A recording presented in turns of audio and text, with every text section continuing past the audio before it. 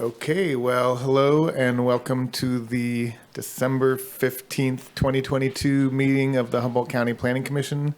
I'm Chair Noah Levy. I'll be presiding tonight. Before we get started, just want to bring your attention to the top of our agenda where they list in detail the various ways that you can participate or follow along with the meeting. There's two ways you can participate remotely. If you're on a computer, there's a Zoom link, and that's the best way to participate if you're on your computer, because that's a real-time feed, and you can raise your hand and participate through Zoom. You can also call in on the telephone. That number is listed there, and it gives you the ways to raise your hand or unmute yourself. You can also follow along at the humboldt.legstar.com website, which is a little bit behind real time. Just note that if you are following the LegStar feed. And of course, there's also Access Humboldt on cable channel 11. So with that, we'll get the meeting started. And I would invite you all to first join me for a salute to the flag.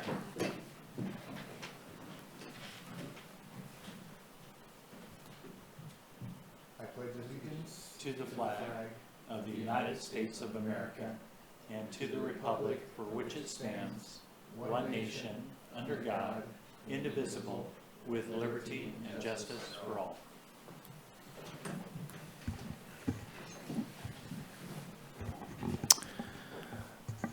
Okay, that brings us to item B on the agenda, Commissioner's presence. Tripp, could we have a roll call of who's attending tonight?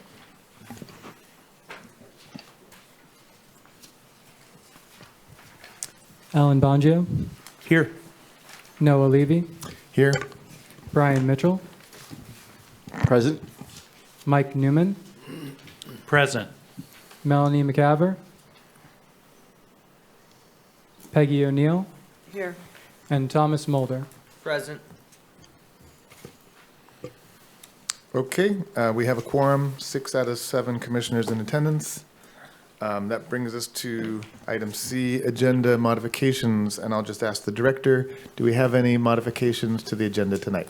Yes, we do. We will be asking that item number E7, the Jesse Carnes application, be removed from consent and continued to the January 5th meeting of 2023. It's hard to say that. And then there are a couple of supplementals on the dais and available for the public. The first one is related to exotic flavors. It's a letter from the public. The next one is a letter from Mark Thurman and the staff response to that letter, which will be discussed later under a report from planner. Okay, thank you. So when we go through the consent agenda, should we just remove that Jesse Carnes item from it and then hold a separate vote on the continuance of that? That'd be fine.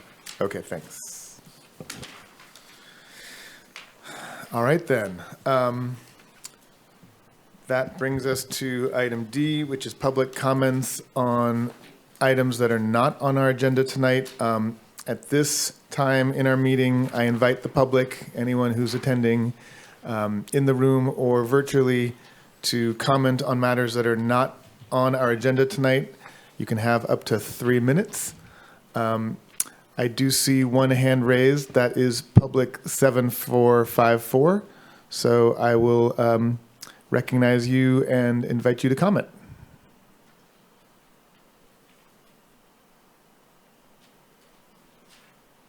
Ken Sawatsky here, and it's going to be an interesting meeting.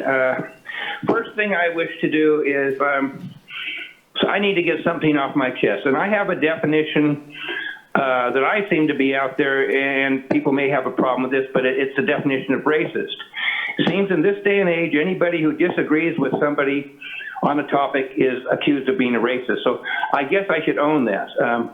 I don't know. This just totally befuddles me, the political correctness. Maybe I'm just old. Maybe I'm not with the current times, but this is very bothersome to me to see these terms thrown around in this manner. I will disclose fully to you folks, I have had a little bit of the bubbly tonight. There's a celebration going on amongst many of us out there. The Timber Heritage Association closed their escrow on the Roundhouse today. And this has been going on for 7 or 8 years, and I feel very privileged. I think we're purchasing it for $4, if I recall. And I've been given the privilege of putting one of the dollars into that thing, the plaque, to acquire that fantastic gem we have out there, which is the Timber Heritage Association Roundhouse. So kudos to all the people who work out there on that. I do have a little bit of angst now. It's been portrayed to me by multiple people that they've been bullied, and I don't appreciate this. Mike McGuire and Jason Lyles came at them and saying that, well, you guys aren't playing nice on the trail thing. You're not supporting us for the trail, so we're not going to support you on anything. That needs to stop right now. They've been actually bullied into taking toxics out there, which are all the ties. And of course, that's not part of the permit. It can't happen. And my understanding regarding the trail is they don't even have an EIR or a mitigated negative deck regarding taking up this toxic material that's out there. So those of us who are familiar with creosote and toxics, we don't know whether that's leached down 12 feet into the rail prism or 2 feet or 2 inches. So studies need to be done, and hopefully nothing will move forward until those studies are done. I also want people to know I'm still working hard. It's a thing in your venue with the Nordic permits, hopefully moving forward. I'm working on vetting the offshore wind, along with a lot of people, including some of the tribal people. So if any of you have concerns, you have my phone number, call me. I'm happy to communicate with any of you. But I am doing Happy Dance regarding Timber Heritage Association acquisition of that. And I think this will be a very good use for the public out there. About and I 10, wish to 10 seconds, Kent. Thank you. Thank you for my 3 minutes. All right.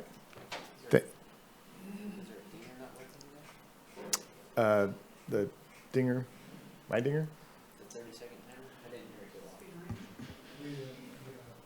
Yeah, I guess maybe that doesn't go off virtually or doesn't happen anymore, but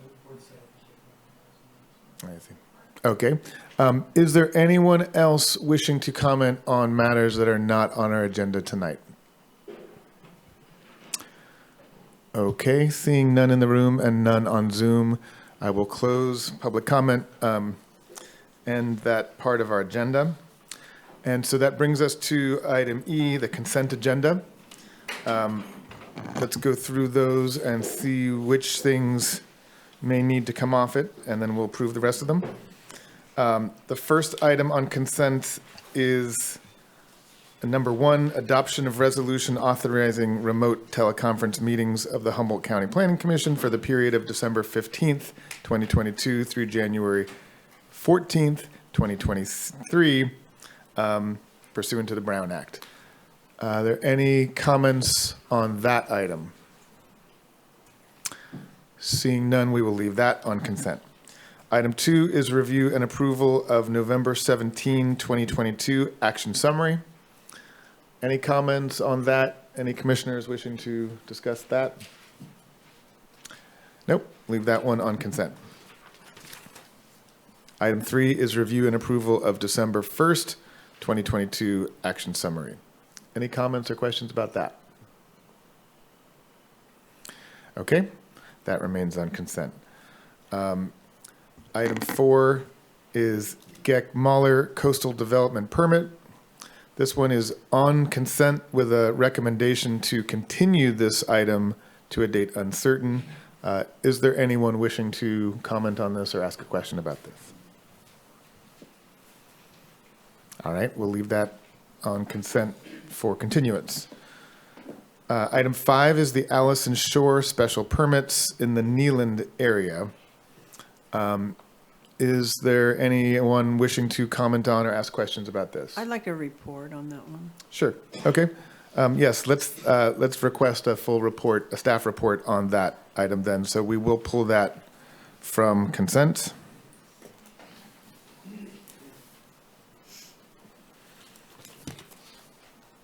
Okay, item 6 on consent is the Georgy Stoyanov conditional use permit in the Edwardsburg area.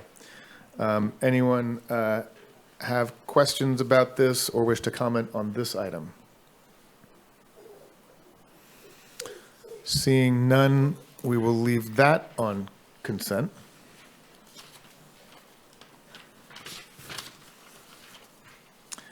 Item 7 is the Jesse Carnes conditional use permit in the Maple Creek area. As the director already noted, we are going to pull that one and have a separate vote to continue that to January 5th.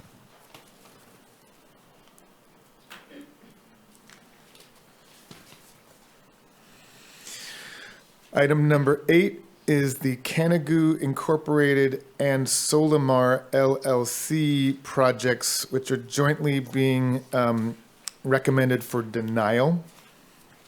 So that is a recommended denial on our consent calendar. Is there anyone either here or in the audience wishing to comment on that one or have questions about that?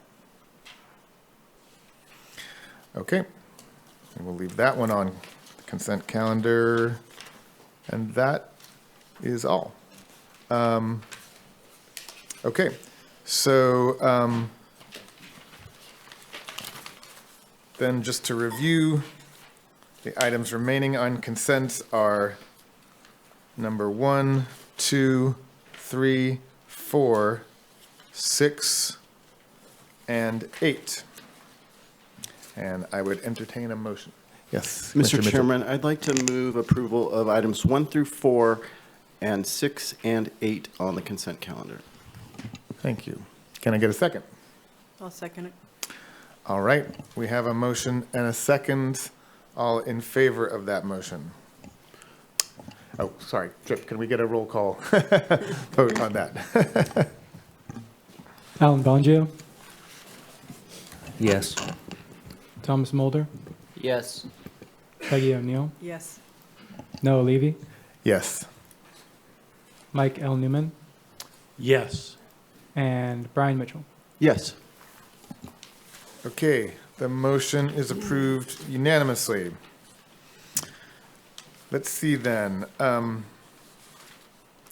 Before we get to items pulled from consent, of which we do have a couple, the next thing on the agenda would be old business. That's section G. The first item on that is under old business is number 1, Merriweather Farms. And I see that that one is, well, yeah, I guess I got an email about, we got an email about this saying that that one at the applicant's request is being continued to a date uncertain. Is that, Cliff, what was the final recommendation on that? but actually, that's not how it appears on the agenda, I realize, so.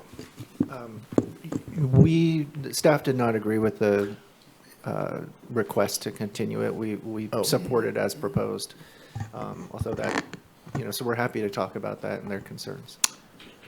Okay, sorry for my confusion, but so even though the applicant was requesting a continuance, you're not, you'd like to handle it tonight? Correct. We don't think that the reasons for the request for continuance would be, result in anything that we would be able to support for approval. However, we do support the project as currently proposed for approval, as conditioned as well. Sure, sure. Okay. Fair enough. Sorry for my mentioning that then. In that event, I would go ahead and ask for a staff report on this item.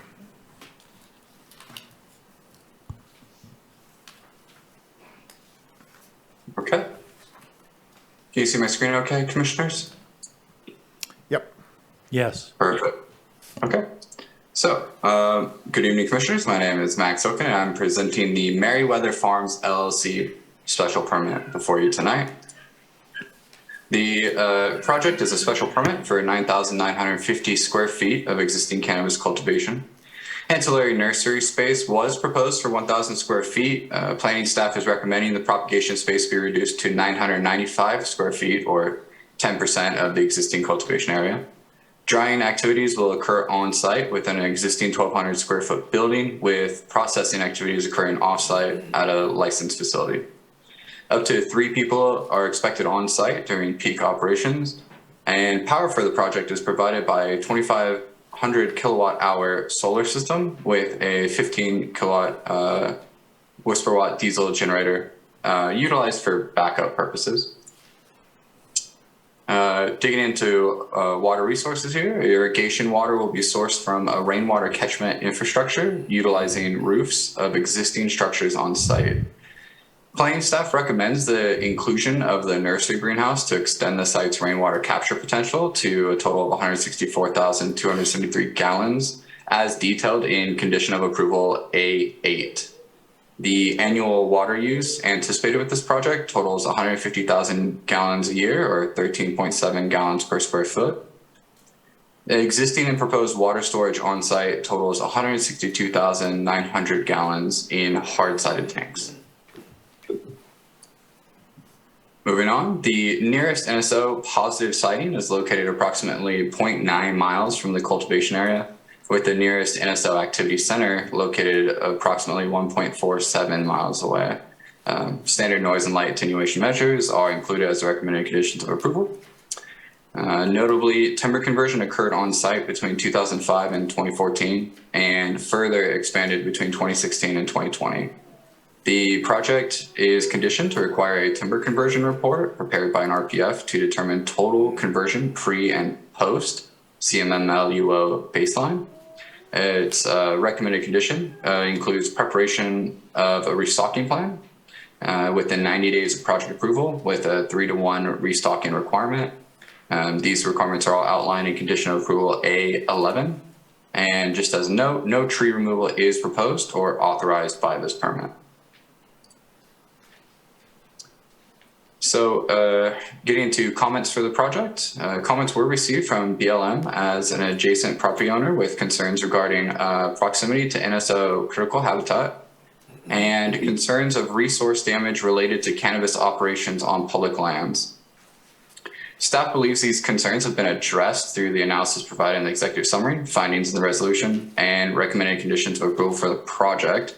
A summary of considerations is as follows. So regarding the proximity to NSO critical habitat, this project includes noise and light attenuation measures, which requires that all noise producing equipment related to commercial cultivation activities meets the noise level threshold maximum of 50 decibels from 100 feet or edge of clearing, whichever is closer. All light must comply with International Dark Sky Association standards. These conditions are A17 and A18. The applicant additionally is not allowed to use supplemental lighting or generators on site until the applicant can demonstrate adherence to these conditions, as a specific note to these conditions. The project is required to transition from the historic use of generators to 100% renewable energy by the end of 2026. And these conditions, I want to note, are similar in nature to conditions typically applied to projects with the potential to impact NSO. Now, regarding the concerns of potential resource damage to public lands, the project does not take access off of federally maintained roads, and the cultivation area is more than 600 feet away from any mapped public lands, which meets the CMMLUO performance standards, section 55.4.11d, which highlights setback requirements for adjacency to publicly owned lands managed for open space and/or wildlife habitat purposes.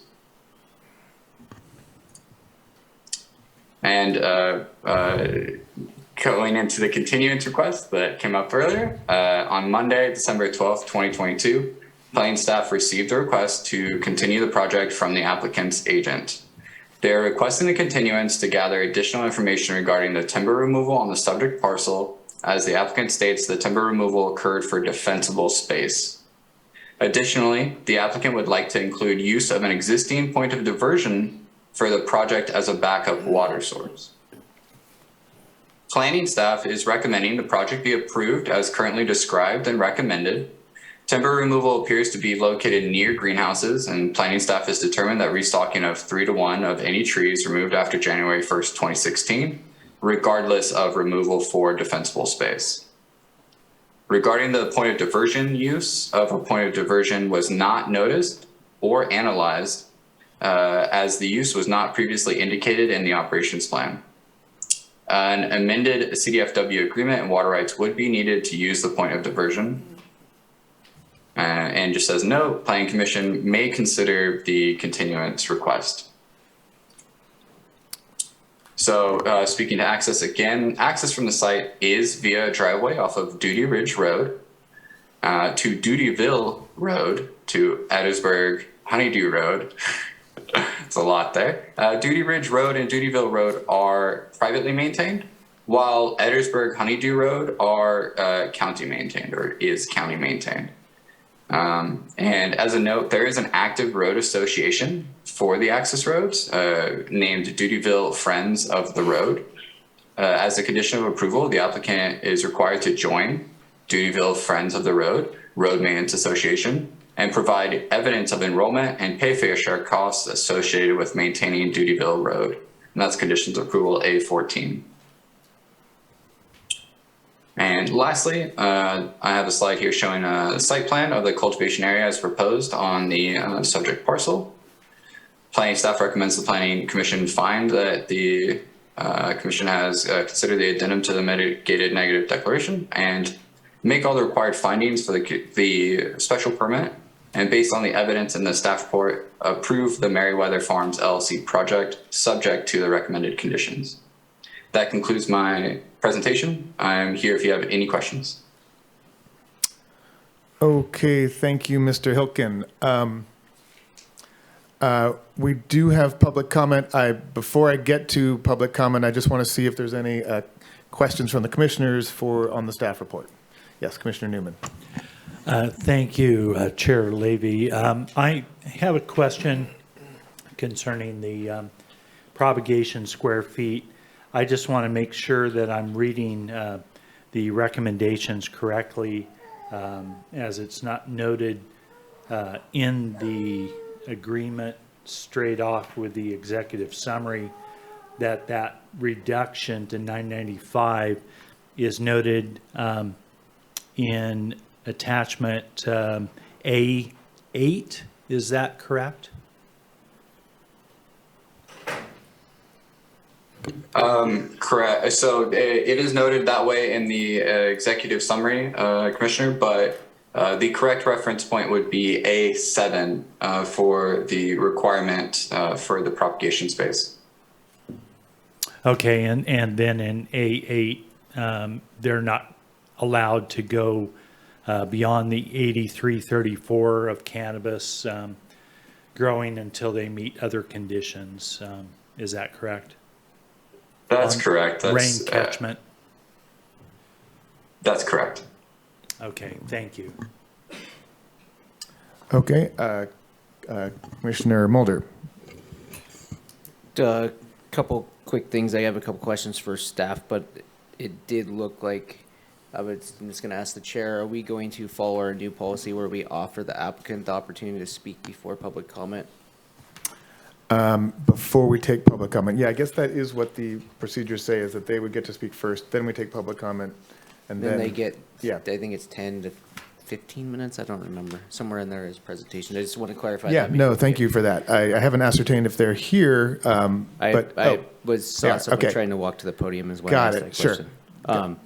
So the question I have through the chair to staff is, I heard something about a possible timber conversion. There's a discrepancy possibly about CAL FIRE saying to do it. And so I'm just curious, what were the species of trees removed? What were the size of trees removed? And where was the location of the trees in regards to, are there any buildings where those trees were at? Sure. Through the chair, I'm going to try to share my screen, which I think will help to show. Let's see here. So as soon as this comes up, what you're looking at is a satellite image from 2016, which is actually just after the environmental baseline.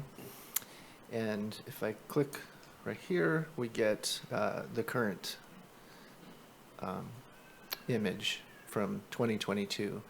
And so we understand from the applicant's agent that they believe that CAL FIRE had requested that they remove trees. We have not seen any evidence of that, and further, a mitigation measure for the first ordinance did state that there would not be any timberland conversion for the purposes of permitting cannabis. Additionally, our understanding is that to do fire clearing for fire prevention purposes, it does not require a complete conversion of the timberland. And so in order to make the findings that's consistent with the mitigated negative declaration that was done for the ordinance, we believe that they're required to restock the timber that was removed.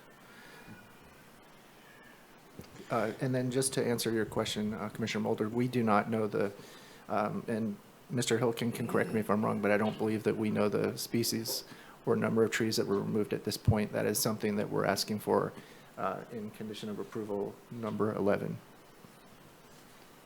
Okay. Thank you for that slide. I'm going to hold my other question when I formalize it in my head till after comment and everything. Okay, before we get to public comment and the applicants, I just want to make sure, any other questions from commissioners? No, okay, then, ma'am, are you the applicant? Yes. No, Oh. I am the agent. You're the agent for this project, sure. Thank you. Okay, well, I would invite you, we do have other public comment waiting online, but before we get to that, I would invite you to make a presentation on this project and your Comments. your comments or requests relating to I it. thought we would actually have this pulled, so we kind of had to scramble, but I'm here, and it's what we just looked at, the timber conversion. We are not opposed, the client, the applicant is not opposed to having a timber conversion, a forester come out and do a report. The condition is quite arduous. It is much more than a timber report that is being requested. It's asking that 3-to-1 restocking requirements. I don't know that this is in the realm of what would normally be requested. I think we should leave it to the professionals, and that's the request that we have, is that condition state that he will do a forester report, and based on those findings, an action plan will be recommended, which will be submitted as mitigation report to the county for approval and review. But right now, it's actually in the condition, it lays out what he has to do. And so that is what the applicant is opposed to, as well as 90 days. He's about ready to close his farm for the winter and go work outside of Humboldt, and it's a short time frame to get a forester out there in winter. So he doesn't want to move forward with this condition because he's afraid he will not, off the bat, meet that 90-day requirement as a condition of his approval. Other conditions he's fine with.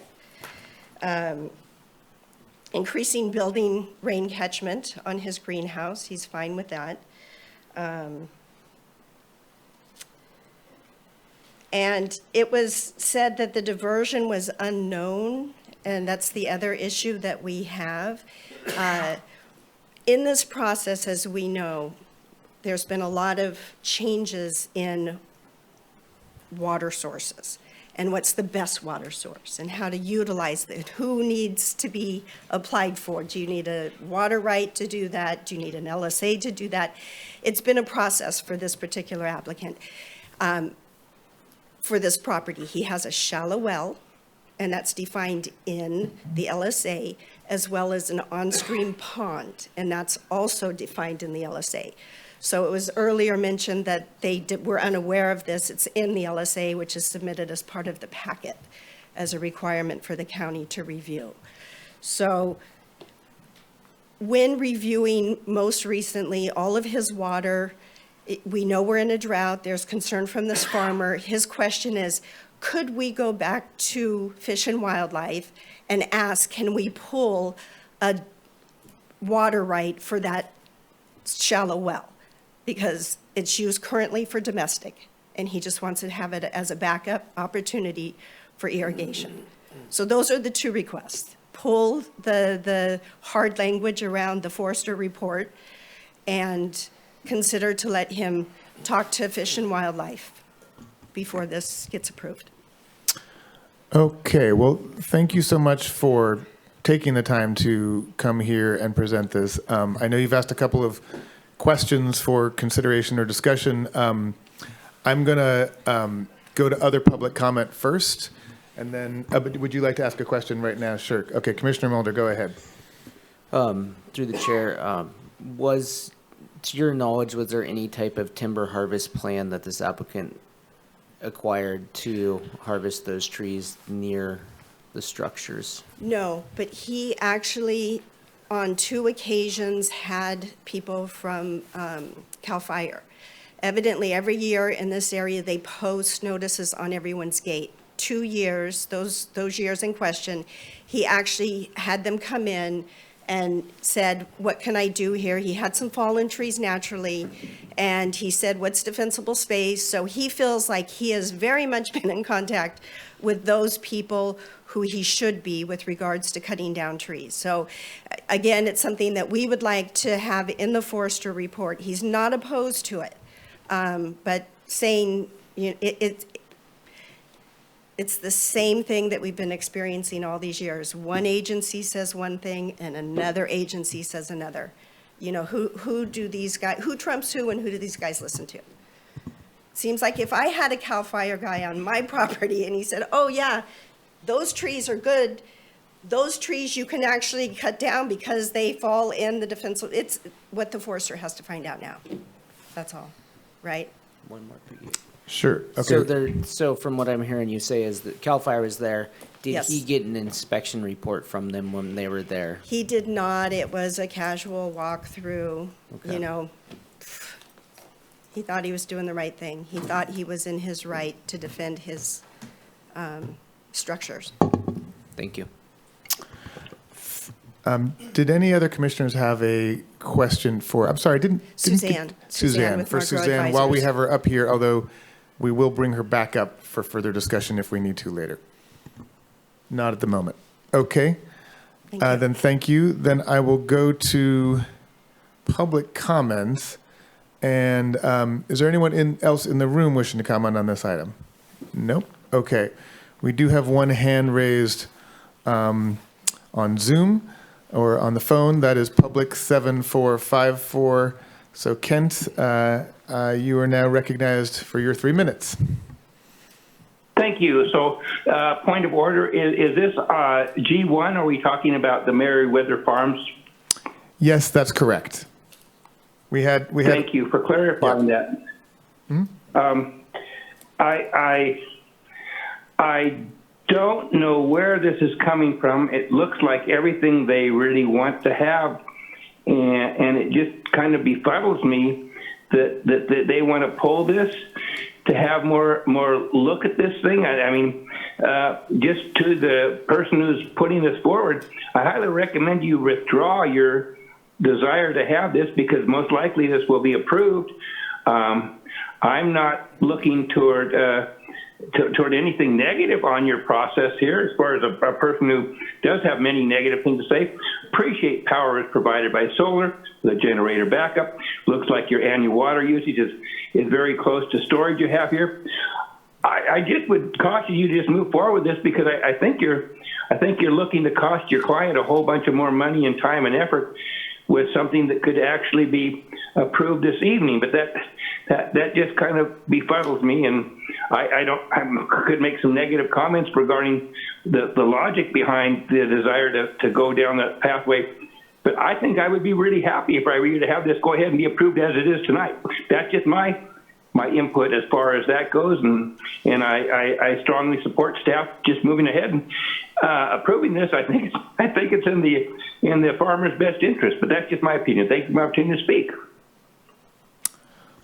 Okay, thank you, Mr. Swatsky. Any other members of the public wishing to comment on this item? Should I state? please do stay. Yeah, we may have further questions as we get into the discussion about how we're going to handle this. So yes, thank you.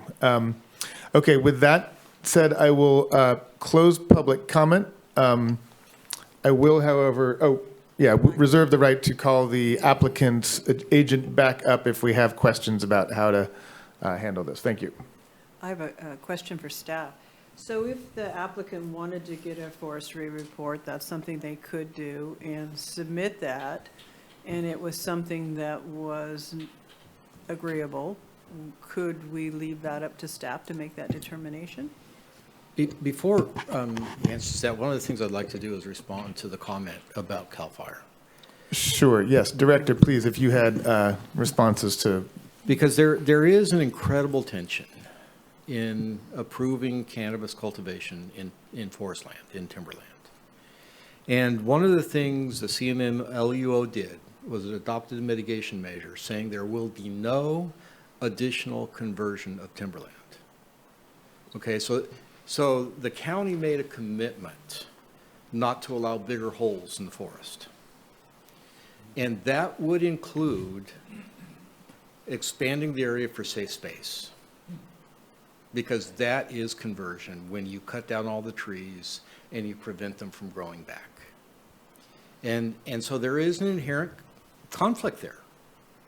And that's the conflict of putting structures in a wildland environment that we have said we're going to protect and not allow any more conversion to happen.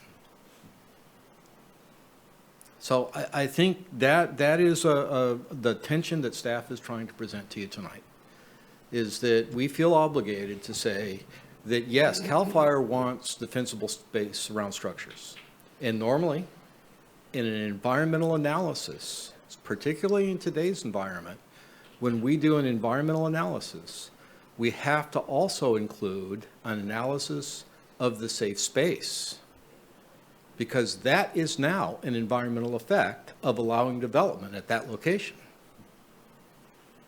And that environmental analysis was not done for the CMM-LUO.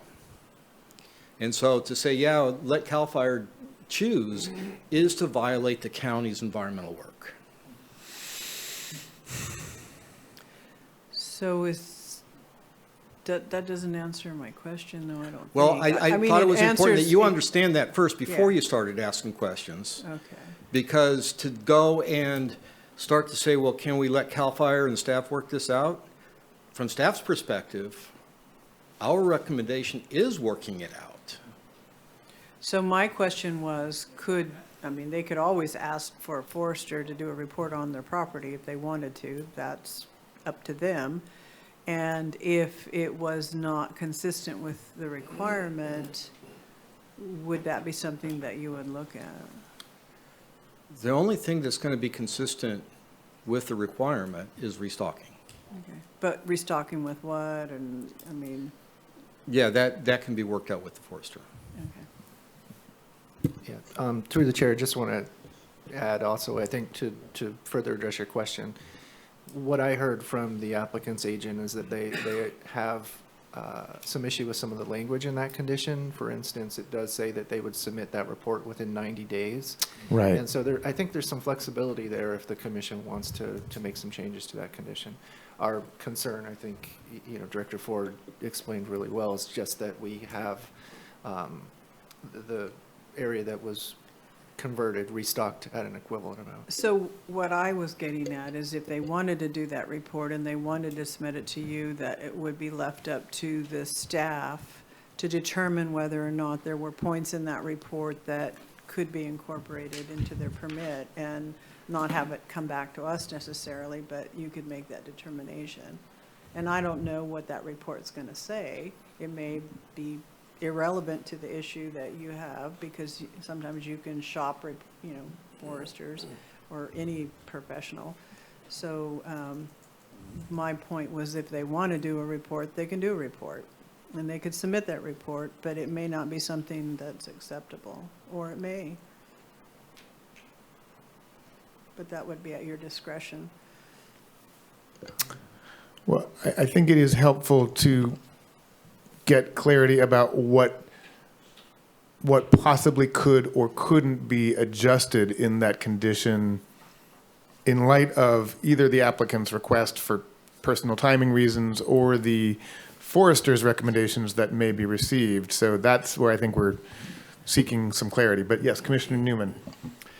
Well, I believe what I'm hearing is the condition A11 is pretty well written with what the CMMLUO was written as.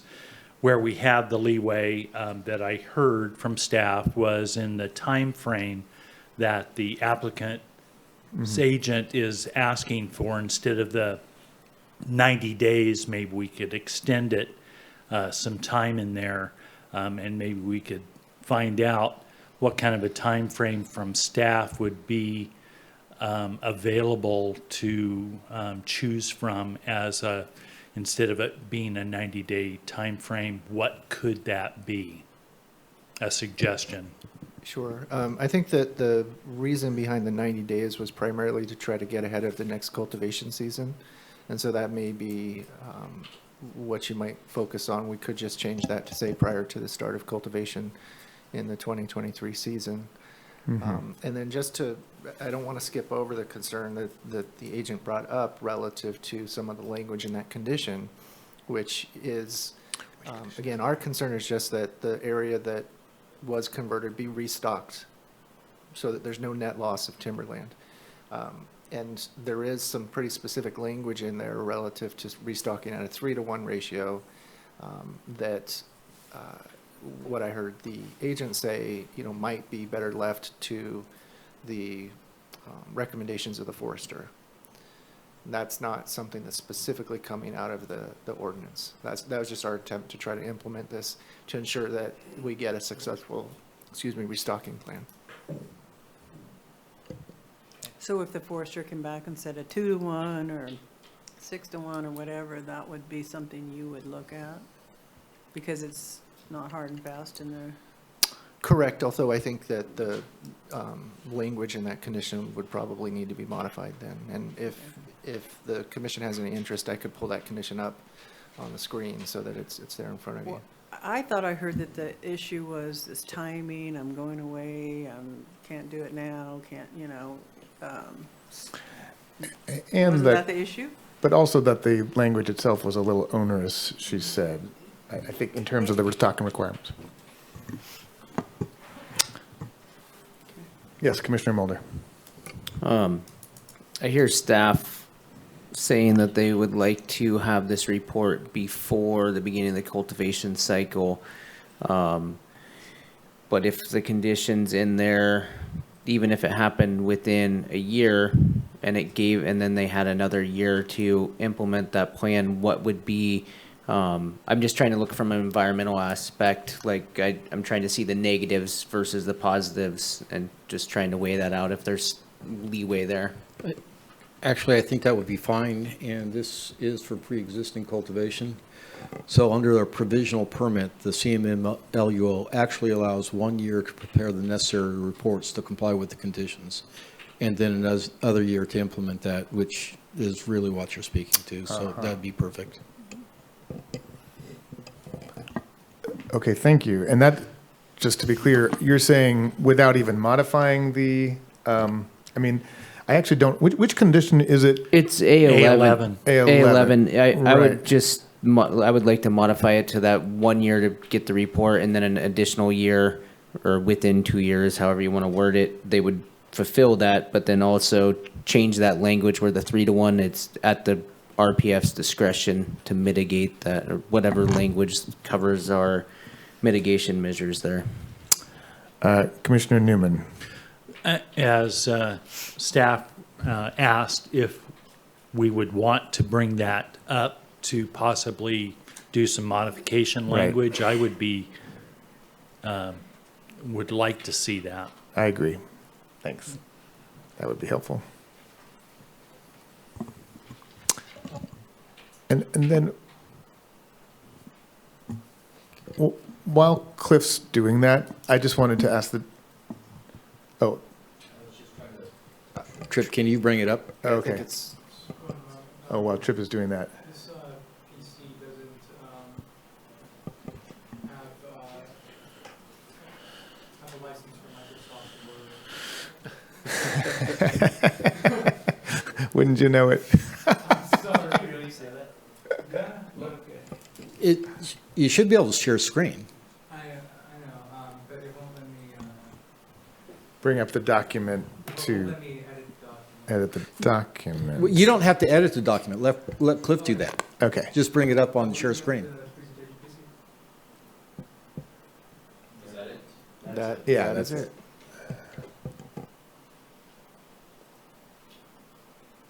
All right, run A11. Okay. Can you possibly make that just a tad bigger, please?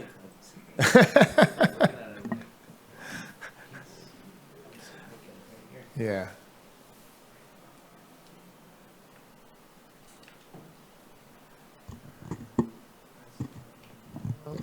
It's not, doesn't appear to be letting me move it to the side, but I think, you know, the portions in question really are sort of towards the bottom of the top third of that condition. Says that, let's see if I can get this out of the way. The applicant owner is required to restock an area on site equivalent to the amount of area converted after the CMMLUO baseline date at a rate of 3:1. So that's the one issue with the restocking there. And then a restocking plan shall be prepared within 90 days of project approval and implemented within a period of 2 years. I think those are the two sentences there that really we've been talking about that could easily be amended. Commissioner Mulder.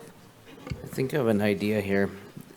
Right there, just right after it says CMMLUO baseline date at a rate of, scratch out 3:1, determined, and put in determined by RPF. And then scratch out 90 days and put 1 year.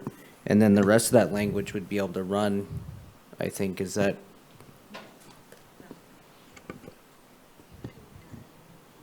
Yeah, I think that would be acceptable to staff. Absolutely. Okay, so, Suzanne, I'd invite you up to the dais or to the podium, please, to Yeah, respond to that. So the problem that I see there is it then goes on to say, restocking plan shall include type, number, spacing, that if the forester requests that, absolutely, for 3 years, which includes monitoring report prepared by a licensed professional forester, should be submitted annually to the planning department. 3 years of monitor, it's too much. You know, that's all. Let's have the forester do the plan and make the recommendations and the mitigation report. It's a year that he has to do it. The county inspector comes to see, has he done it? It's done. You don't need to pay a professional, I don't think.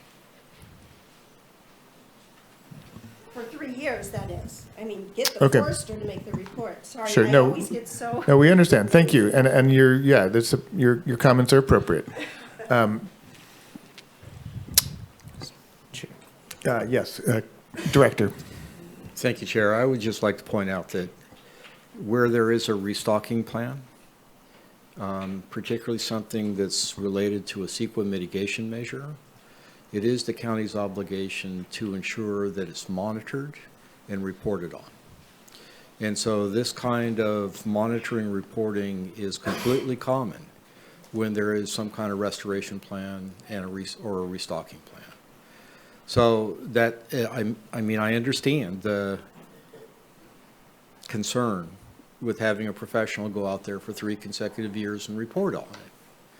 But on the other hand, who is it that makes the determination that the restocking is effective and that it is performing in the way that the forester intends for it to perform?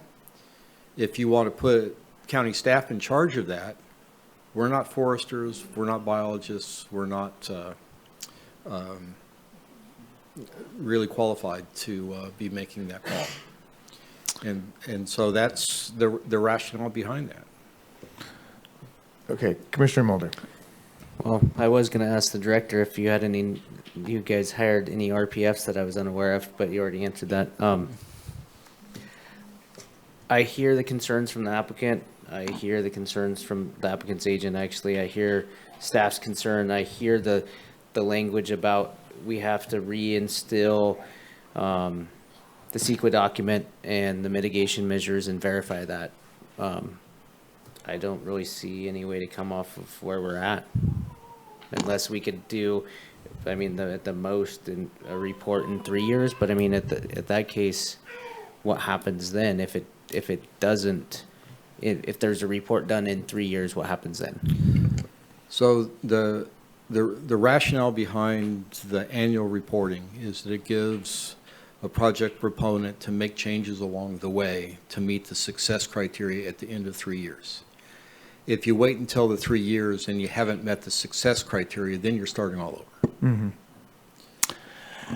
And just on this note, while certainly not every project has this issue of restocking, some do. And so are these conditions the standard conditions that have been applied to other projects that had a similar type of restocking requirement where there had found to be conversion that had to be mitigated? I think my answer to that question would be that we think we're getting better at implementing these sort of conditions or recommending the language of them. So we have had conditions like this. It has not always been this specific. But this does come from our experience over the last couple of years trying to implement conditions that may have been a little bit more generic. Okay, well, I don't want to keep going back and forth with the agent, but I see you are here raising your hand, and I did have one other question for you as well. So go ahead with what you wanted to say. We find the common term that we often bring forward to the commission, moving the goalpost. We haven't seen this. As you folks know, we have a lot of clients that we've taken through this process. Suddenly a new one pops up, and that's why we're here. So this is new and different. And he basically alluded to that, I guess is the wrong word, but said that yes, in fact, we're getting better and therefore we're changing. So. Okay, Commissioner Bongio. So maybe I'm missing something, but when did our policy change that if the applicant asks to have something pulled, we don't let them pull it and come back? I mean, it's their, I can't think of anything in 10 years that we have. I mean, sometimes staff pulls them, sometimes the applicant pulls them, sometimes, you know, the tribes pull them, whatever. I'm just saying, why is this one tonight different? That I'm not disagreeing with the staff's reasoning for what versus waiting to see what CDF says, but if the applicant wants to pull their project, why can't they pull their project? I guess I'm missing something. Sorry, Commissioner Bongio, I probably should have spoken up, and I let it get away from me. Normally, the first decision that is made is whether to accept and grant the continuance or not. And so that should have been the first discussion before even getting a staff report. So I apologize for not orchestrating that to make sure that happened. That was my mistake. Well, I do want to just add, you know, we received the request after the staff report had been submitted, and so, you know, we are finding ourselves with this happening more and more frequently, and our desire is to keep projects moving and in front of you. Mm-hmm. And so where we don't see that there's going to be a benefit to continuing it, that's our recommendation. Okay, I mean, and this is the other question that I wanted to ask the applicant, because as Mr. Hilkin said, it is still, I mean, we have a choice to either approve this as it was recommended, approve it with conditions modified, and we've already gone part of the way towards modifying one of the conditions. So we could approve it with that condition with some modifications, or we could grant the request to continue it to allow the applicant further time to basically try to work this out with staff rather than here. So I did want to ask you directly, is it your wish at this point? I mean, I think it was fair for the director or the staff to give you some warning about what they would or wouldn't be willing to modify about this particular condition. But having heard what you've heard, is it your wish to continue this and have more chance to work with staff behind the scenes? Typically, we always work closely with staff to get the conditions in an approvable state. This caught us by surprise that we were not extended. So, I mean, given what you've heard so far and what we might be willing to adjust to those conditions, but might not adjust other parts, are you still wishing to continue this, is what I'm trying to get at? Yes, I believe that the applicant is very interested to talk to Fish and Wildlife with regards to his shallow well that he does have a point of diversion already registered on. Okay. Did you have anything you wanted to say about that? Yeah, Director. we've not evaluated that well for irrigation purposes. Right. That's not CDFW's call. Okay. So I just So want to make it's that clear. the county's call? I'm sorry, John. Yeah, it's got to be something that we evaluate that it's not a diversionary source, or that if it is a diversionary source, it's an allowed source. Right, And, right, and we have no information on that. right. Okay.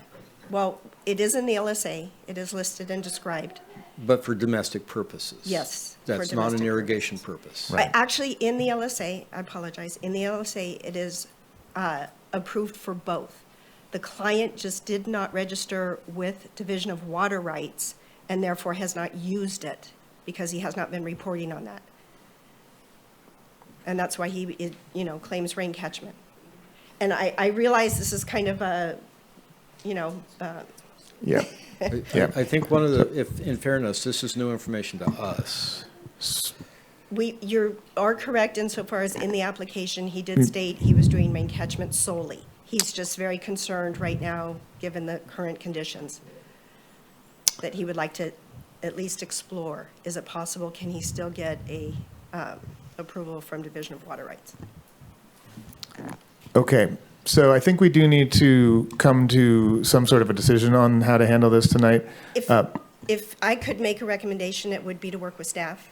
You'd like to continue this Yes, matter? yes, if Okay, the I commission mean, is willing, We absolutely. have it in our power to do that, despite the staff's recommendation. It is what the applicant would like. It would Okay. be greatly Thank you. appreciated. All right, thanks for your Okay, participation. thank you. Well, how do we want to handle this? Well, I Yes, Chair Commissioner Levy, Newman. through the chair, I think we should move to continue this item to a date uncertain per what we've heard and what has been presented to us. And I so move that. Thank you. We have a motion to continue to a date uncertain. I'd second that. And second. Okay. Yeah, sure. Any discussion or question on that before we, yeah. Through the chair to staff, knowing that we're coming to the end of this year, and usually this is when the decision's kind of made about those interim permits. I've read some interesting things online. Would this decision to continue this to a date uncertain affect the potential for extension of a IP? And that's a tough question to ask right now, and if it's needs to be analyzed, then I understand that. It'll probably decide my voting one way or another. You're right, that's almost an unfair question. Because I'm trying not to let my frustration show here. Because on the one hand, the people who are getting IPs renewed are people who have everything worked out and are just waiting to go to hearing. What I just heard is we don't have everything all worked out. And that's kind of what I was hearing. That's why I asked the question. And reading in the staff report, what I'm reading is if the IP was continued, it would have to be for less square footage, just looking at the water numbers. But maybe I'm reading it wrong, so. Yeah. No, I don't think you are. Sorry, what was that? I didn't hear. I was agreeing with Commissioner Mulder. Yeah, okay, thank you.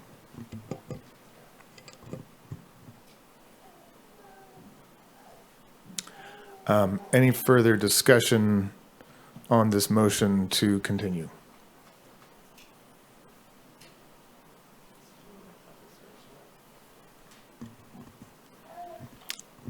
Okay, well, if there's no further discussion, then Tripp, I will call for a vote.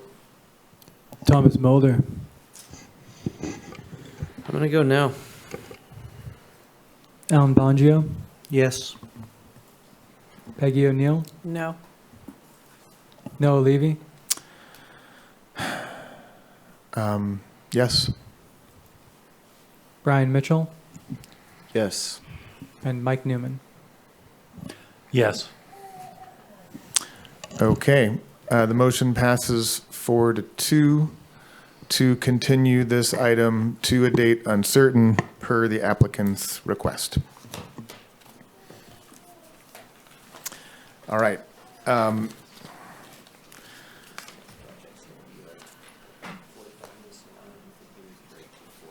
Yeah, thanks for that. I think since it is 7 o'clock and we have another potentially long hearing coming up, why don't we take a 5-minute break at this time? Thank you. So we'll come back into session at 7:06.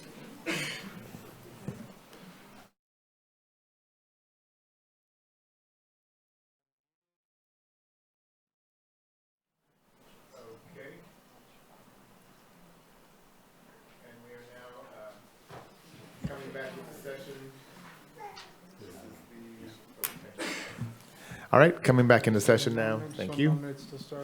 Oh. Okay. now- Okay, and we are now live again, coming back into session with the December 15th, 2022 meeting of the Humboldt County Planning Commission. And that brings us now to item G2 on our agenda tonight. That is the Exotic Flavors LLC project in the Honeydew area. Mr. Holteman, I would welcome a staff report. Chair. Chair Newman, yes. Commissioner Newman, yes. Yes, thank you, Chair Levy. I have to recuse myself on this matter. It's to my attention with the consulting group here. I get more than $500 in a calendar year from their corporation, and I need to recuse myself and excuse myself out to the lobby. Okay, thanks for letting us know that, and we will notify you when this item is complete.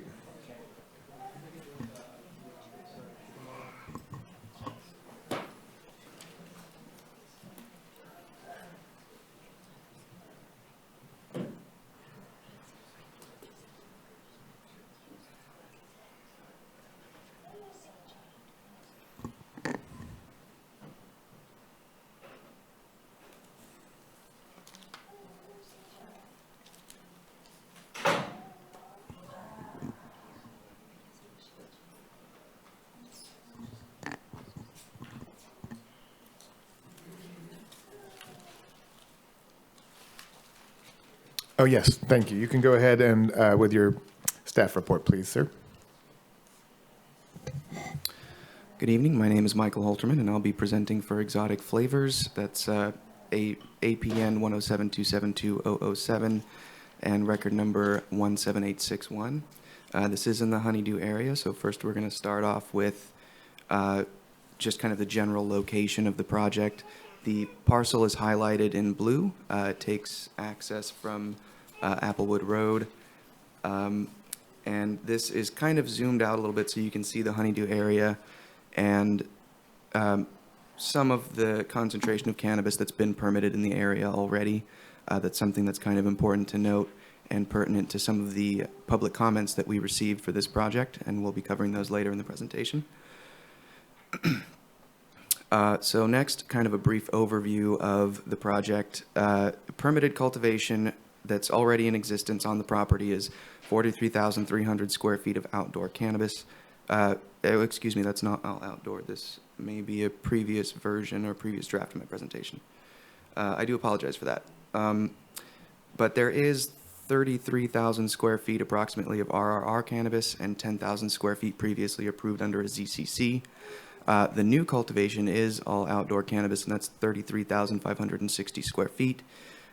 This site is allowed to have more than 1 acre of cannabis under the CCLUO, as RRR retirement sites or entitlements are separate sections under the ordinance from new and existing proposals. Other activities on the property are drying and trimming. Drying and trimming were previously approved under the original permit. The water source and use. Water source is going to be a rainwater catchment pond that's already been constructed and approved under the original project. The applicant was previously approved for an additional pond that was spring-fed. The applicant is proposing to end use of that spring-fed pond and solely use the 2.5 million gallon rainwater catchment pond. The annual water use is projected to be 1 million gallons, and that is for the entirety of the cultivation. It's approximately 76,000 square feet, and that comes out to about 13 gallons per square foot per year. Rainwater catchment calculations were included in the cultivation operations plan that do demonstrate the project would be able to supply irrigation water in appropriate amounts from rainwater catchment in an average year, and the applicant is proposing in drought years to, or in the event of drought years, to outfit greenhouses, the existing greenhouses, with rainwater catchment infrastructure to help fill the pond. So those rainwater catchment calculations do demonstrate that even in multiple consecutive drought years, there will be enough irrigation water for the property. And then the energy source originally was PG&E Power. For the additional cannabis, they are proposing a new solar array. One of the conditions in the recommended conditions of approval is the applicant transition fully to PG&E renewable energy. And I believe that is condition B5. And here we have a site map. On the left, you can see what's already been approved under the original project. On the right is what they're proposing to add, which is that 33,000 square feet in greenhouses. Moving on to the next slide, we have 4 public comments that we received for this project. So we went ahead and kind of summarized the comments and provided responses. So the first comment was that there was not enough time for the public to review the staff report. The staff reports are published the Friday before the hearing, so that's nearly a week for both the Planning Commission, in this case, depending on the hearing body, to review the staff report and evidence, as well as members of the public. The next comment was that temporary plastic-covered greenhouses are bad for the environment and neighbors. The staff response would be that temporary plastic-covered greenhouses are allowed under Humboldt County Code. The next comment was that the project would be too noisy and energy needs were unable to be met. The project has been limited to 50 decibels at 100 feet from the noise source. I believe that's condition B1. Yes, 50 decibels at 100 feet from the noise source. And as far as power, the applicant is proposing to install that solar array, as was noted earlier, for the additional requirements that can't be met with the PG&E on site. The next comment is regarding light pollution, water needs, and odors. So as far as light pollution, this project has a standard condition that the applicant cover their greenhouses 30 minutes prior to sunset and 30 minutes after sunrise. As far as water needs, the applicant has submitted through their agent rainwater catchment calculations that again do demonstrate in average and drought years all the irrigation needs could be provided by rainwater catchment. And then as far as odors, the location of the cannabis cultivation is further than 300 feet from any off-site residences to mitigate those potential odor impacts. These are the additional comments that we received. There was the comment that there's too much cannabis cultivation permitted in the area. The amount of cultivation has not exceeded the permit or square footage caps that were imposed by the Board of Supervisors Resolution 1843. There you can see the limit on permits in the Cape Mendocino Planning watershed is 650 permits and 223 acres. Approval of this project would result in 227 permits and 80 and about half acres of cultivation. This is one of the reasons that we included kind of a zoomed out photo in the beginning so the commission could see the extent of permitted cultivation, just to kind of get a visual on that. The next comment was regarding 36 employees on the road. The access road has been evaluated by a licensed engineer who did conclude that the road was able to meet the functional capacity and it meets Category 4 road standards. Additionally, 36 employees is for peak operations, so that's not something that would be happening on a daily basis. As far as maintenance of the access road, the project has been conditioned through a recommendation from Public Works to maintain the intersection of the access road with Mattole Road pursuant to Humboldt County Site Visibility Ordinance requirements. And then all projects under the CCLUO are required to form or join a road maintenance association. That is one of the sections of the 2.0 code that is also applied to 1.0 projects, one of the few. And then the last comment that I have was regarding a septic system being insufficient for the proposed number of employees. The applicant has been conditioned to obtain a permit for and install a wastewater treatment system for the processing building and either install an approved septic system or provide portable toilets for cultivation areas. And that is something that is subject to sign off from DEH. So some kind of documentation would be required from DEH verifying that it was adequate before the planning department would sign off on it. And the next slide we have is required findings for all permits. So every permit needs to demonstrate that they can make these findings. The one that I kind of wanted to point out and bring attention to in this case was 17.1.4, which is the proposed development and conditions under which it may be operated or maintained will not be detrimental to public health, safety, or welfare, or materially injurious to properties or improvements in the vicinity. So in order to approve this project, the Planning Commission does need to make that finding. And that is one of the reasons, or one of the reasons rather that I'm bringing this up is that the Planning Commission should consider the public concerns and comments relative to your ability to make this finding. So with that, staff recommendation is that the Planning Commission consider the final EIR for the CCLUO and the addendum that was prepared for, rather fine that you have considered it, and the addendum for the Exotic Flavors Project as described by section 15164 of CEQA guidelines, make all the required findings for approval, and then adopt the resolution approving the Exotic Flavors LLC project as recommended by staff, subject to recommended conditions. Thank you. And if you have any questions, I'll be available. Thank you very much, Mr. Holterman. Before we go to public comment, are there any questions from the commission about the staff report? In reading the comments, maybe I'm confused. So their comments are not that there's 36 people showing up currently. Their comment is that there's going to be 36 people, or there's going to be the need for a parking lot. So these are not what's going on now, it's what they're saying is going to happen. That is my understanding, yes, based on the cultivation operation plan. You've already mitigated those issues in your recommendations. Yes. Commissioner Mulder. Two things.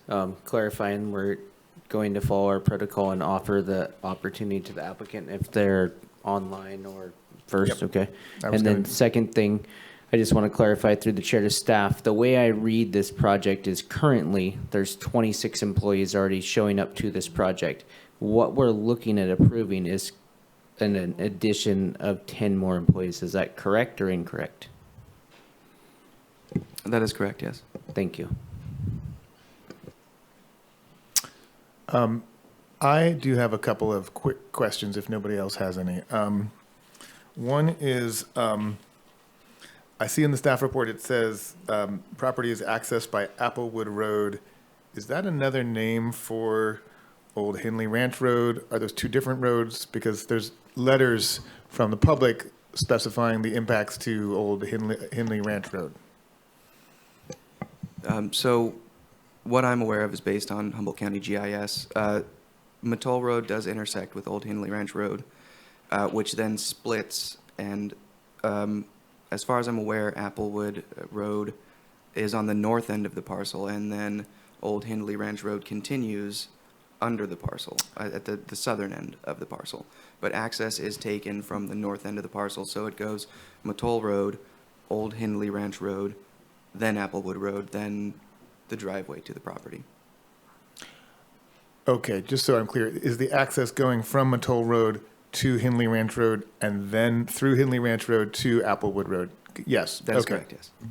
Thank you for clarifying that. And then, again, these are just a couple of questions I had squaring the staff report with what you said. The staff report did note that according to the applicant's calculations, in multiple consecutive drought years, the rainwater catchment pond may be unable to supply the full amount of water required by this project at maximum build out. So the staff report was saying that in the event of multiple drought years, the applicant was proposing to install rainwater catchment off of the greenhouses. But then I think maybe I misheard or misunderstood. I thought you said in your report that the current rainwater catchment storage and facility was sufficient for multiple drought years. Are you saying something a little bit different than what I read in the staff report, or did I misunderstand your report? I may not have been clear when I was giving my report, but the staff report is correct in that in an average year, the pond itself would be able to collect enough rainwater to provide for irrigation needs. In multiple consecutive drought years, the applicant would need to add some sort of rainwater catchment to their greenhouses to collect additional rainwater. They did submit calculations that showed in the event that they needed to do that, it was a feasible option. Yeah, and I guess what I'm, and I don't want to get too far into the weeds on this, especially because we have the applicant, I believe, online, or the applicant's agent. But I'm unclear if, at what point that requirement to install additional rainwater catchment from the structures would be triggered, you know? Commissioner Mitchell, did you have a question related to this or a comment on this? I guess it's confusing to me because if we say it'll be after consecutive years of drought, then they would go to look to pull rain off of the greenhouses, but wouldn't it be too late at that point to fill up based on the greenhouses? Like, wouldn't the infrastructure need to be in place in the rainy season? And if you're not able to answer, if you don't have any additional information, that's okay. I just thought I would raise this question because I'm a little bit unclear how that would play out with the idea of adding additional rainwater catchment capacity. No, it's a good question. A specific trigger wasn't put into the staff report. That was just kind of a note saying that the applicant was willing and able and wanted to do that in the event of a drought where they couldn't get enough rainwater from the pond. So that was kind of an additional option for the applicant. It wasn't something that we had contemplated in the staff report as being triggered by a certain event, although if that's something the Planning Commission would like to add, it's definitely something that we could work out. Commissioner Mulder. Through the chair, to staff, I think it's more the director. Is there currently drought language within the ordinance that would be able to trigger an event such as some sort of curtailment or something like that, or would we need to do a direct condition on this project? Thank you, Commissioner Mulder. Yes, there is language in the ordinance that would allow us to curtail in the event that there was a drought. That's really more of a universal kind of requirement that would be implemented, though. And one of the concerns with this would be at what point would a site where we know that the storage may be inadequate for multiple drought years need to be inspected, evaluated for water availability. I think I would recommend that the commission consider requiring that as part of the installation of the new greenhouses, that rain catchment and water storage be installed. Okay, thank you. That's helpful. And then one more, I hope, very quick clarifying question, Mr. Holterman. I understand that the existing facility does depend on PG&E power and has a hookup for that. But for the expansion under this permit request, is it the case that they would not be drawing the additional power requirements from PG&E and they would be installing solar panels to power the additional power requirements? So PG&E is providing power to the processing facility, which is one of the reasons that that condition was included, that they transition to renewable energy from PG&E's portfolio, because there's not really a way to differentiate between the 1.0 and the 2.0 cannabis once it has gotten to the processing facility. Once it's processed, yeah. And that's using power from PG&E.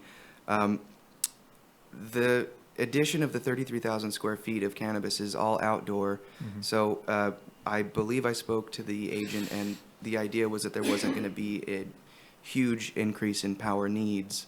So solar panels could conceivably supply the additional power needs for fans and things of that nature. But I believe the agent may be available if I'm incorrect or if you need further clarification. Thanks. Okay, well, if no other commissioners had questions for staff right now, then I know we have at least one member of the public wanting to comment, but I see North Point Consulting is on Zoom, and I would invite the agent, North Point Consulting, to speak now and make any presentation you may wish to make about this project and also answer the questions that have been raised so far. Thank you.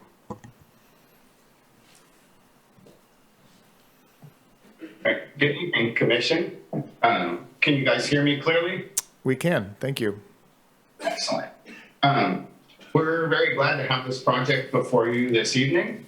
We've been working with this applicant and this project since the beginning of the county's program. As you are aware, the Honeydew Valley around Honeydew was zoned correctly, had the proper soil conditions and parcels that the ordinance is written multiple times to point that this was the place that the community wants cultivation to occur. I'll try to do my best to follow up on the comments and the questions. Please ask if I miss any of them. I think that the first thing I wanted to touch in on is the rain catchment. I believe that Director Ford was correct that actually the intent of the applicant is to install the rainwater collection system with the new greenhouses as part of the project and not have some trigger for that. We have looked at some information, and I feel that this kind of clarifying, the pond is about 2.5 million gallons of capacity. And at any given year, it would take 106 inches of rain to fill it all the way up. The average rainfall in the area is 89 inches of rain. And what we're talking about, to clarify the confusion, we're talking just what rain would fall within the area that the pond is constructed in and actually be collected and fill that up.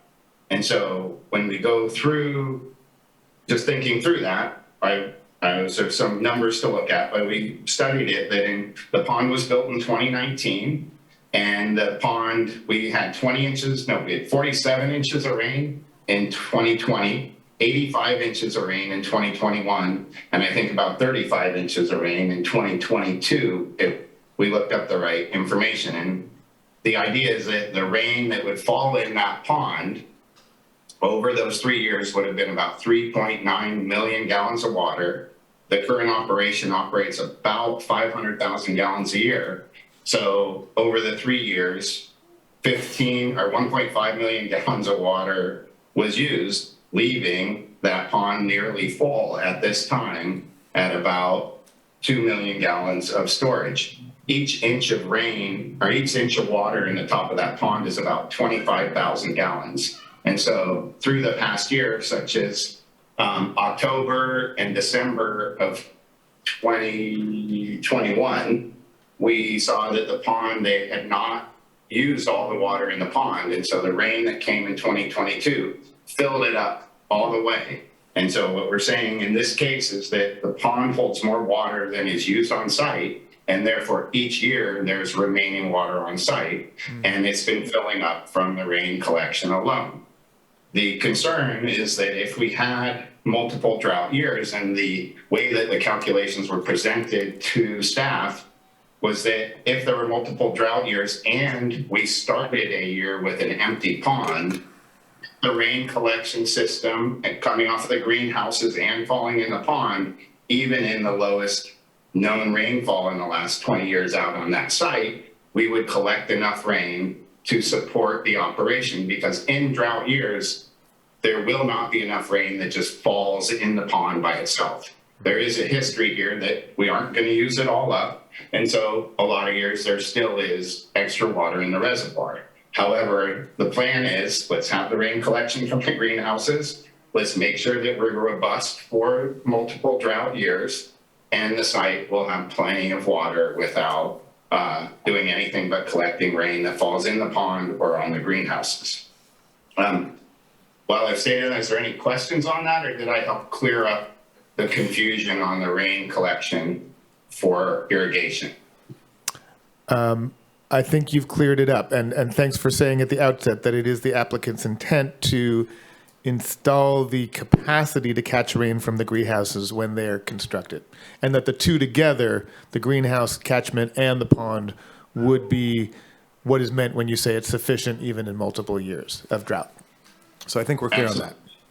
Yep, and that is the information and the intent of the operations plan and the supplemental information submitted with this application. Not like a supplemental today, but in the record submitted. So I feel like that's a big deal. The other question I heard was that power, and the site is currently served by PG&E. We understand that we're probably not getting power anytime soon for any upgrades from PG&E, and that as time has gone on, the real operational power needs would be some solar fans, a little bit of pumps, and some small propagation lights in the nursery area only. And so it's anticipated that the power need will be very low, and it'll be very reasonable to put in a solar system that will support the extra power needs from the expansion that's being asked for today. Let's see if I can go through and have, so truly the project before you is already in function. We put in an operations plan that there would be 36 employees at peak, and the question asked to staff that this project is to expand the cultivation of outdoor cultivation, and at peak operations have up to additional 10 employees on site. So we're already have potentially peak employees at 26, and we're asking to increase that up to 36.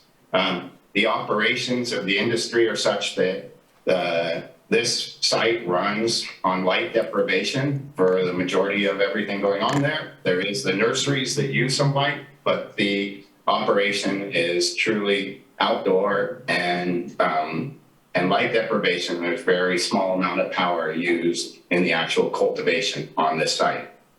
I wanted to touch in that I spoke with the applicant's operating team, and they shared with me receipts today that they have up to 6 porta potties that come and go off of the site with rotation with the supplier, and they have information to back that up. There's an existing restroom within the residence and the proposed processing building, which has actually been prepared and will be submitted for construction here in the coming weeks to Humboldt County. Building department will also have 2 bathrooms to be used for the employees that support 19 full-time staff. So between the 2 bathrooms coming on and the porta potties, this function will work, or the intent is that there will be plenty of function for the sanitary operations. And I noted that condition 7 in the conditions of approval kind of addresses and secures that that will happen prior to the processing going on site. We would have a processing center and adequate facilities.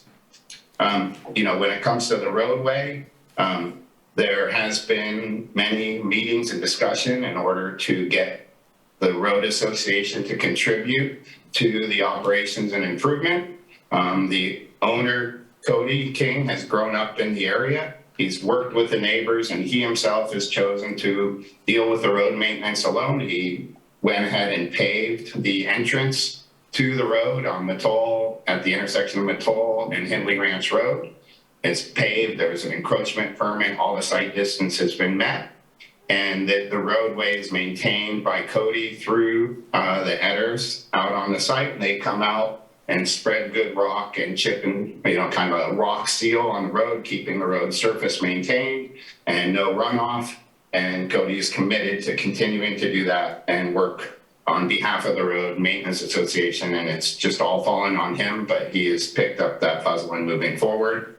I really just want to emphasize that Cody lives here. This is his home. He believes in this project in this county. He's committed to working with the neighbors. If anyone wants to reach out and touch bases with him on issues, he's glad to meet with them and is communicated forward. I did read the notes and the letters and the information that came in, and I believe that the application and the materials and the operation speak for itself, that these items are addressed. And I think that's all I have. Will remain here available if you guys have any further questions. If I missed any, please let me know. Thanks for staying with us, Praj. Before we let him go for now, are there any questions directly for Praj White? I have a question regarding, I don't know, this is more for staff. One of the comments was the noise from employees, but the noise in the finding or in the recommendations is only related to the cannabis and not employees, right? Yes, it covered cultivation-related noise. And not staffing or, people making lots of noise while they're working, so that's not included. And then why not an energy plan if it's already indicated that the PG&E is probably not going to be able to meet their demands? So do we just leave it up to them to figure that out sometime in the future, or do we require that they have an energy plan so that it's more defined? There wasn't an energy plan included, but that could be something that's added for review prior to commencement of operations.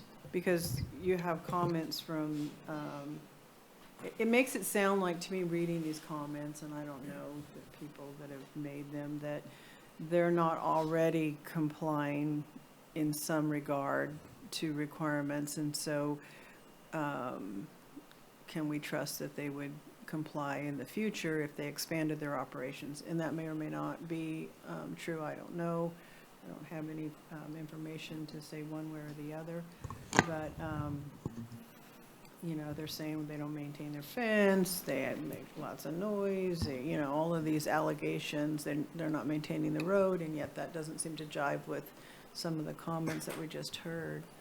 So I guess it only can come from monitoring or, permitting and seeing the outcome and whether there's continued complaints.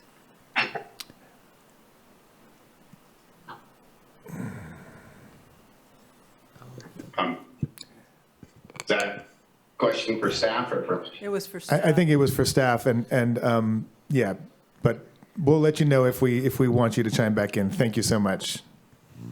Yeah, through the chair, I just want to, repeat what Mr. Holterman said. I think that is something that could easily be added as a condition to require an energy plan before either the start of operations or the issuance of the building permits for the new greenhouses. And how do you mitigate noise from employees? That could be something that is added as a condition of approval as well, that the combined noise from all sources. And I will say that because this is under the second ordinance, all operational noise is not supposed to exceed 3 decibels above what the current. And that would include employee noise. I mean, I have a 20-something-year-old son who blasts his car full blast and drives with the windows down all 24 hours a day if he could. So I understand if you multiply that by 36, people who don't care. So, I mean, as the owner, it would be up to you to monitor that. Right, and so we do have a noise analysis showing the baseline levels at the property lines, and so that gives us something to be able to compare to when we go out and do inspections, and if we do get complaints, that we have a baseline noise level. But I don't think you would, when you show up, they're gonna be all driving around blasting their stereos, but, I don't know how you can mitigate that, other than to ask the operator to instruct their employees to be more courteous. So we still have public comment open, and we are going to have a chance to discuss these items that have come up in more detail. But I do want to then move us to the other public comment hand that is up. That is Public 7454. Mr. Sawatsky, it's your turn to speak. Thank you for my opportunity to speak. Ken Sawatsky, maybe it's a champagne speaking, maybe you're more honest when you've been celebrating. Praj White, do you really think that what you're doing here is in the best interest of Mother Nature? I ask all of you to look at what's in the best interest of Mother Nature in every decision you make. I really have major concerns on all these projects of this nature. I don't know how to really express the concerns. I guess Mother Nature's already expressed her concerns because she's basically eliminated this market. And so as far as I am concerned, these projects are all moot. It's all off to Oklahoma, it's all off to the United States. And it's so sad to see the small farmers, not this farmer, not the one that Mr. White represents continually here, but the small farmer who've been driven out of the business. And I guess I should just basically be quiet. But every decision you make, you folks sitting here, what would Mother Nature say? Is this in the best interest of Mother Nature, or is this just in the best interest of greedy human beings, the only invasive species on the world? So I don't know. I don't know how to explain this to you folks, but that's where I come from, and that's why I have no problem challenging me on my opinions regarding racist or anything, because I feel I'm more in tune to Mother Nature than a lot of you are. Maybe. I think a lot of you are in tune to Mother Nature. I hope so. But please listen to Mother Nature and all these things. Why is this in her best interest to have this money-making business where the greedy human race wants to have money off these things and all the consequences on the environment? So I'll leave it at that. You guys can think about that. I appreciate your time. Thank you very much. Thank you very much for your comment. We do have one other hand up on the phone. That is Public 7108, and it's now your opportunity to speak. Thank you. This is Bonnie Blackberry, and I had a few comments about this. I want to support a requirement to have an energy plan, and it should include how much is used for what, including the processing, the drying and processing needed for that. There was some statement about this being, quote, truly outdoor. Well, light deprivation, according to the state's definition, says that it's mixed light tier 1. So it's kind of calling it outdoor is, let me see. I wanted to talk about how many workers, and 26 now, 36, how many are there from all the other permits that have been permitted or in the queue? Because I don't know if any of you or how many have driven out those roads, but that's a whole lot of traffic going. And also the thing with the noise, it isn't just driving around. It's the workers. I was next to a place, they play loud music while they're working. So, yeah, the no more than 3 decibels sounds good. And another thing I just wanted to comment on is this caps, this idea that, you know, the Board of Supervisors came up with this arbitrary number of how many acres, how many permits in a watershed.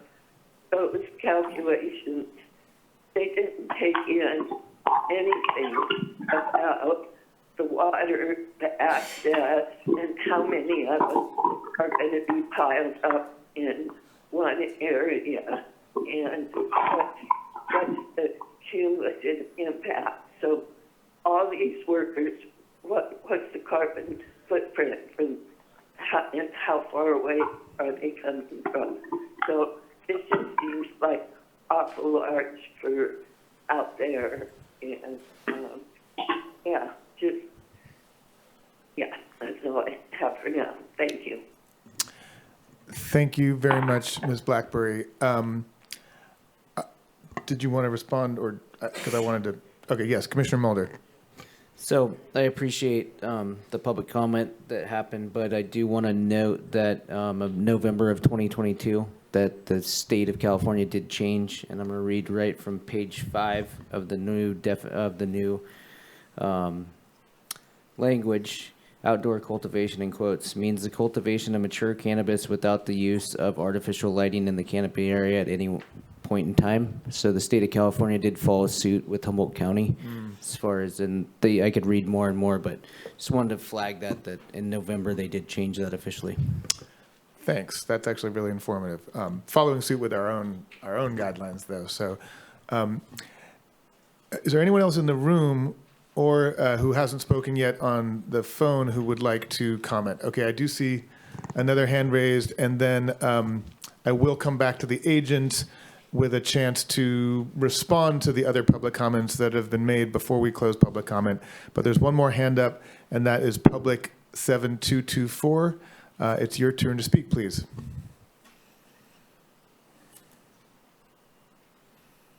Hello, Commission. Boy, where to start? More big grows in the hills. The consultant obviously is not in touch with the community because it's pretty clear that the majority of the community don't want these big grows in the hills.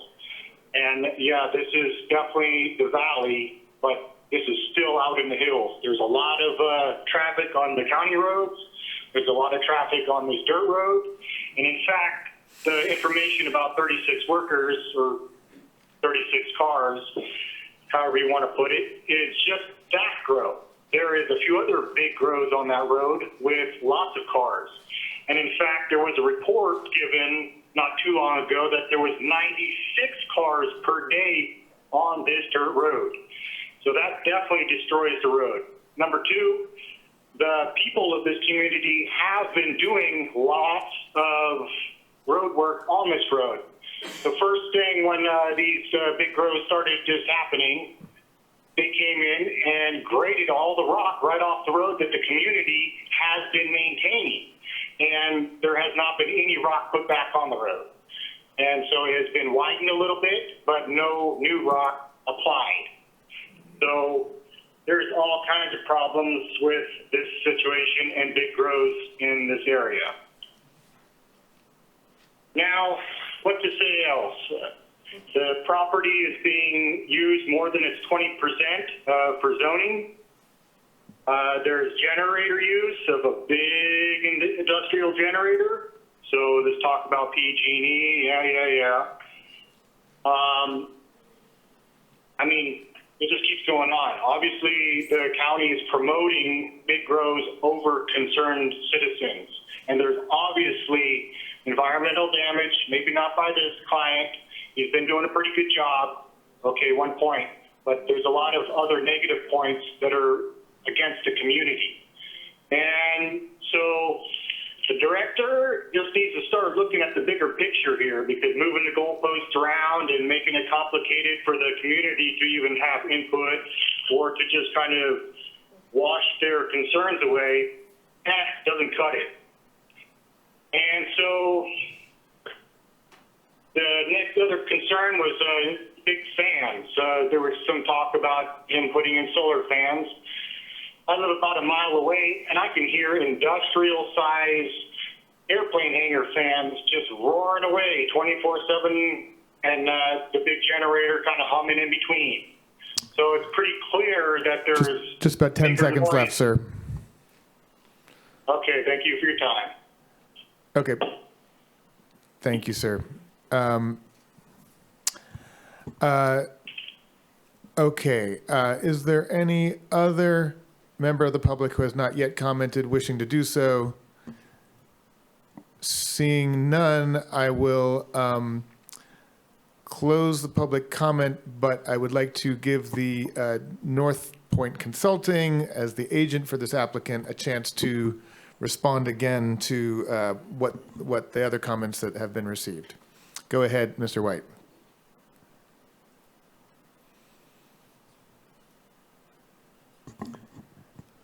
Yeah, with a brief. Yeah, go ahead with a relatively brief now response to the comments that have come in. Absolutely, I'll keep that brief. Thank you, Chair and Commission. Just wanted to touch base that the applicant would be more than happy to have a condition to have an energy plan be a requirement prior to operation of the new cultivation area.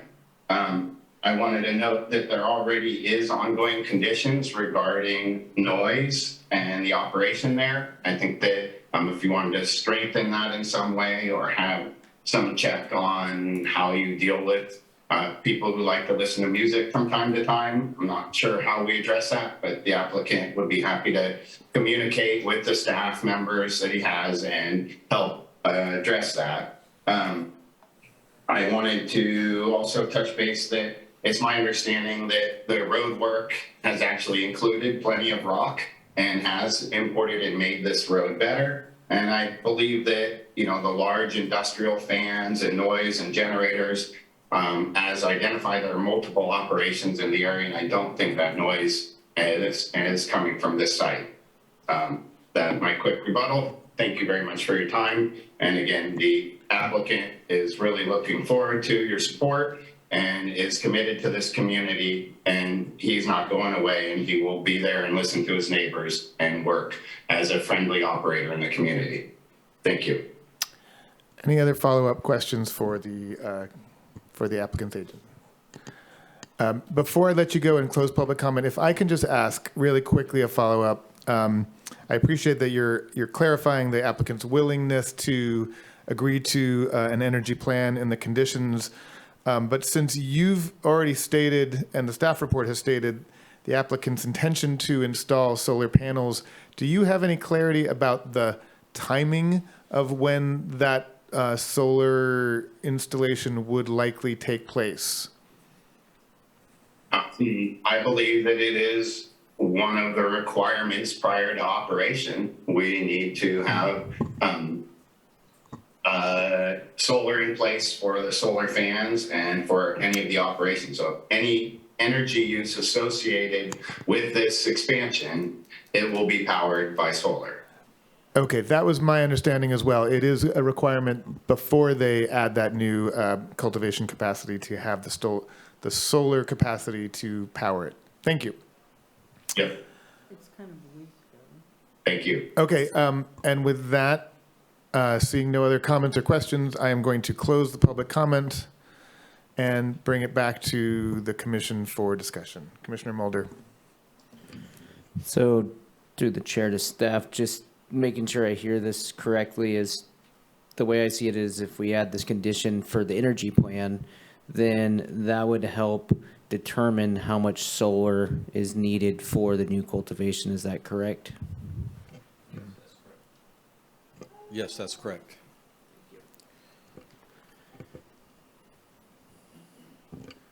Commissioner Mitchell. Thank you, Mr. Chairman. I just wanted to say that the few items I was concerned with, they've already expressed a willingness to add as conditions of approval, and so I didn't have any concerns beyond what they've already touched upon. Okay.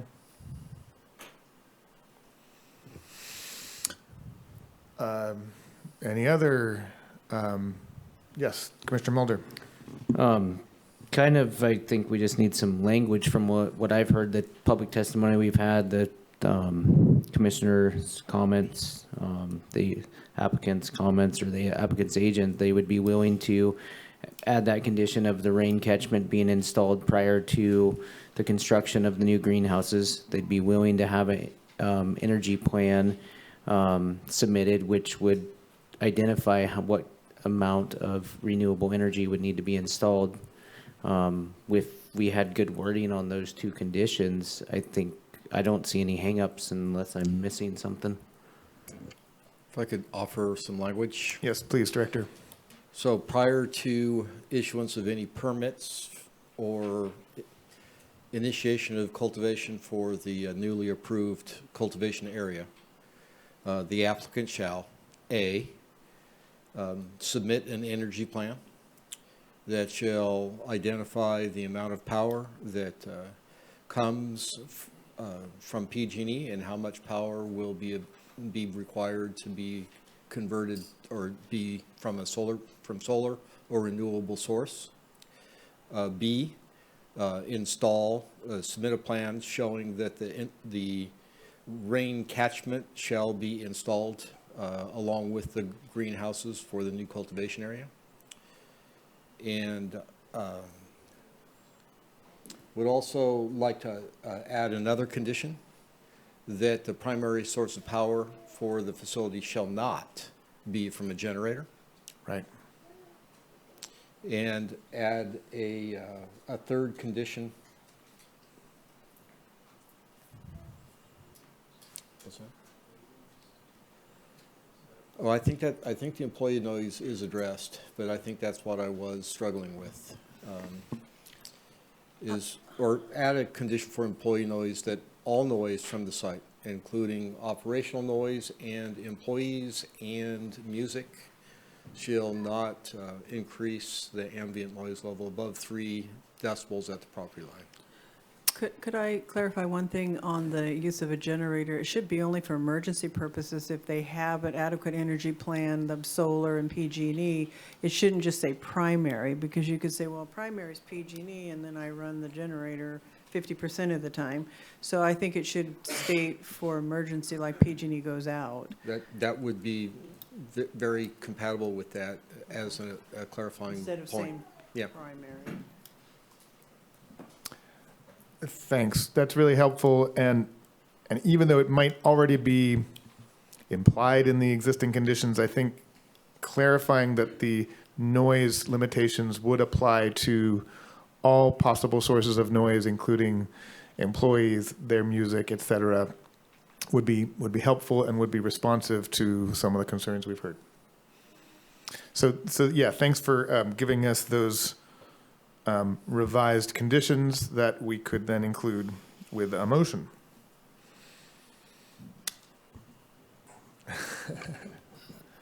So is the road, is the road conditions encapsulated in your conditions? Because I don't really know the roads that well, but there was some discussion about them not maintaining the road. They're saying they're maintaining the road, but you feel that the condition that you put in covers that? Number 8. I would like to say yes, and that the CCLUO has very prescriptive road standards. So even if it's not a condition, the ordinance still requires Okay. it. So that should take care of those concerns. Yeah. So I would make a motion to approve the project with the 3 added conditions that was stated in the record by Director Ford, with the modification to the noise or condition of approval as well, which I think that one is B1, the noise one.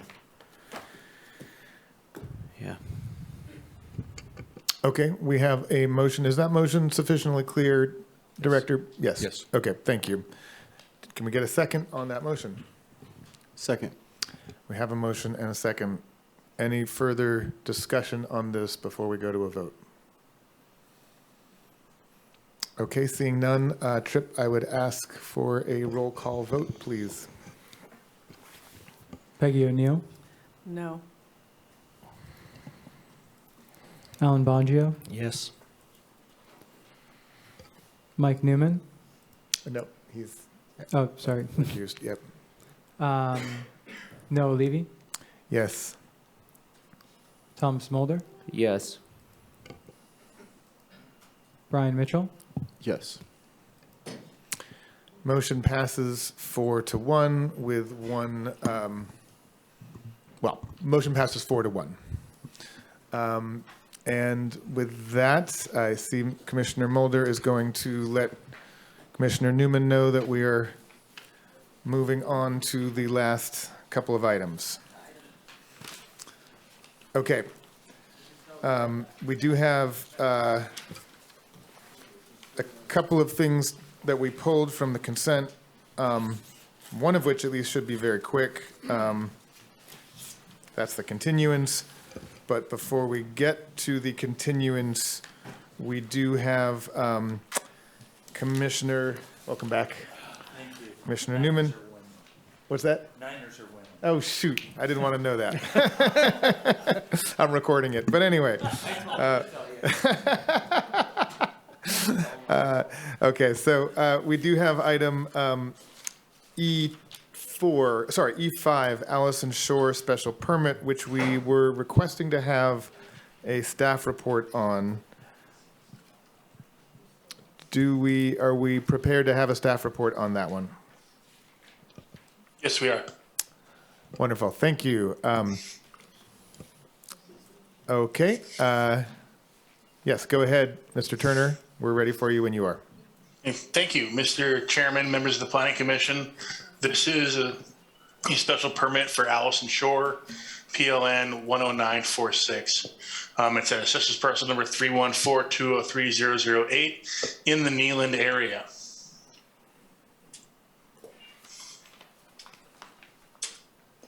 This special permit is to authorize 10,000 square feet of existing cannabis cultivation using light deprivation techniques. It is in 6 hoop houses. There is an additional 1,000 square feet of ancillary propagation. The special permit is due to the stream. It's for stream side management area for continued use and maintenance of the point of diversion. Drying and curing occurs in an existing 120 square foot building.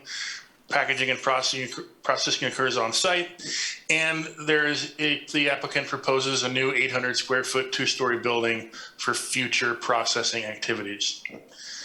The access is off of Thorpe Lane, which connects to Mountain View in the Neeland area. It is listed as Category 4 equivalent.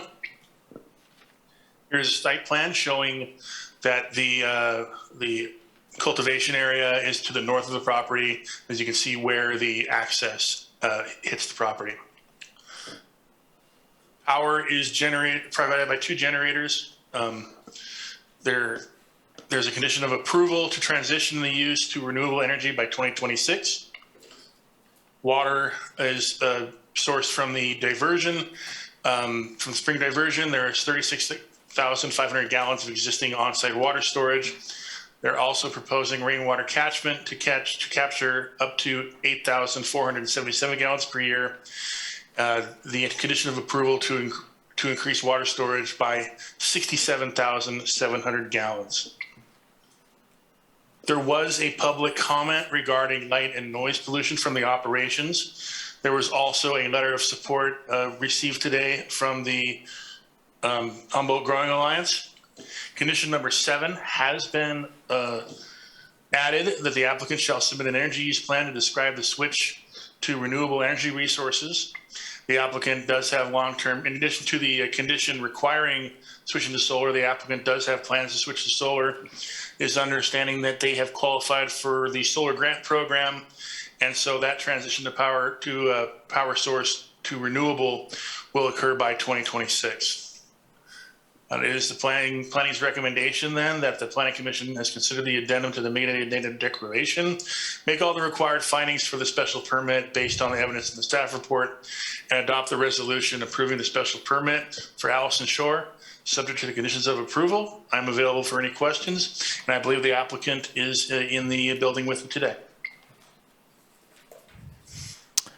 Okay, thank you, Mr. Turner.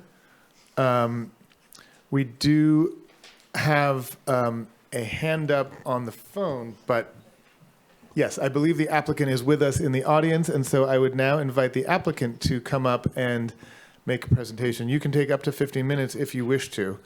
Do I have to turn this on? Yes, no. Yes? No? Can you guys hear me?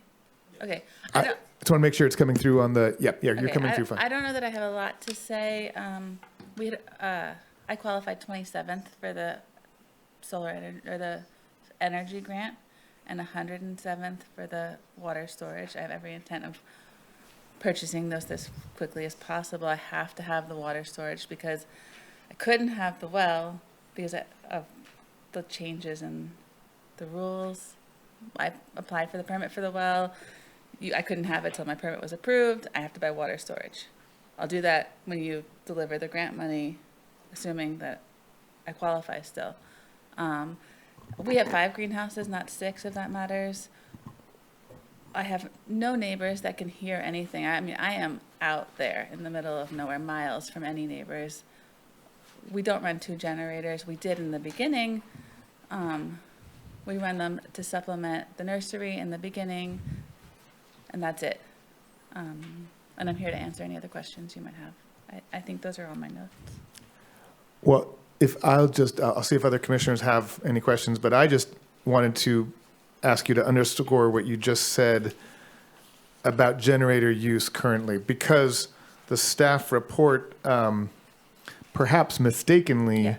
but this is what members of the public reading about the project would have seen. The staff report on page 2 has a line that says, power is currently provided by 2 Honda generators which supply power to the cabin, shed, nursery, and drying shed. They are- As noted in the cultivation and operation plan, attachment 1B, generators must run 24 hours, 7 days a week to keep the nursery powered. That would be the old plan. Yeah, and that, there's no power out there. So Right. to order to have power, I have to run a generator. For your residents. For the residents is not included in the permit. I have I- 4 children that I've been up since 3 in the morning with. Oh, So, got it. Well, so is it correct that the generator does run 24 hours a day, 7 days a week for the nursery? no, not anymore because now we do seeds. In the beginning, we were doing clones. So yeah, we needed to run it year round. Now we do seeds. We don't need it to run during the winter. Okay. Thanks for clarifying that. While we have you up here, Oh, maybe I want to say one more thing. oh yes, please, go ahead. I'm small. I'm 10,000 square feet. It's just me and my husband. Maybe we included 1 employee in case things get busy and we need to hire somebody. No extra traffic. The road is already rock. It's all rock. There's no mud, and we maintain it. We're the only ones out there who do anything to the road. Okay. Thank you. Oh, we do have a question from Commissioner O'Neill. So on the first page where it says present general plan use,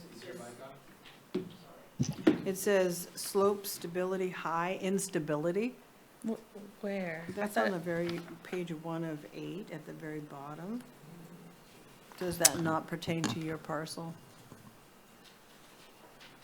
I didn't see that. We just cleared an old logging deck, and it was supposed to be the original home site. So we have 2 separate spots. One was an old logging deck, where the greenhouses are don't slope at all. Well, I'm just thinking in terms of water storage. If there's instability in the soils, how is that impacted? I don't know where I'm looking, and I'm a little bit nervous. Well, I'm but just looking at what I was given. So Sure, it's on the Which first page, document? I have bottom like 8 last that I printed line. out. Maybe staff could better address it. Sure, we can ask the staff to clarify this. She's talking about page 1 of the staff report, and at the very bottom, it says present general plan, land use designation. It has some, and then at the end of that line, it says slope stability, high instability, class 3. But the staff can clarify if that's correct or which parts of the parcel it pertains to. Go ahead, Mr. Johnson.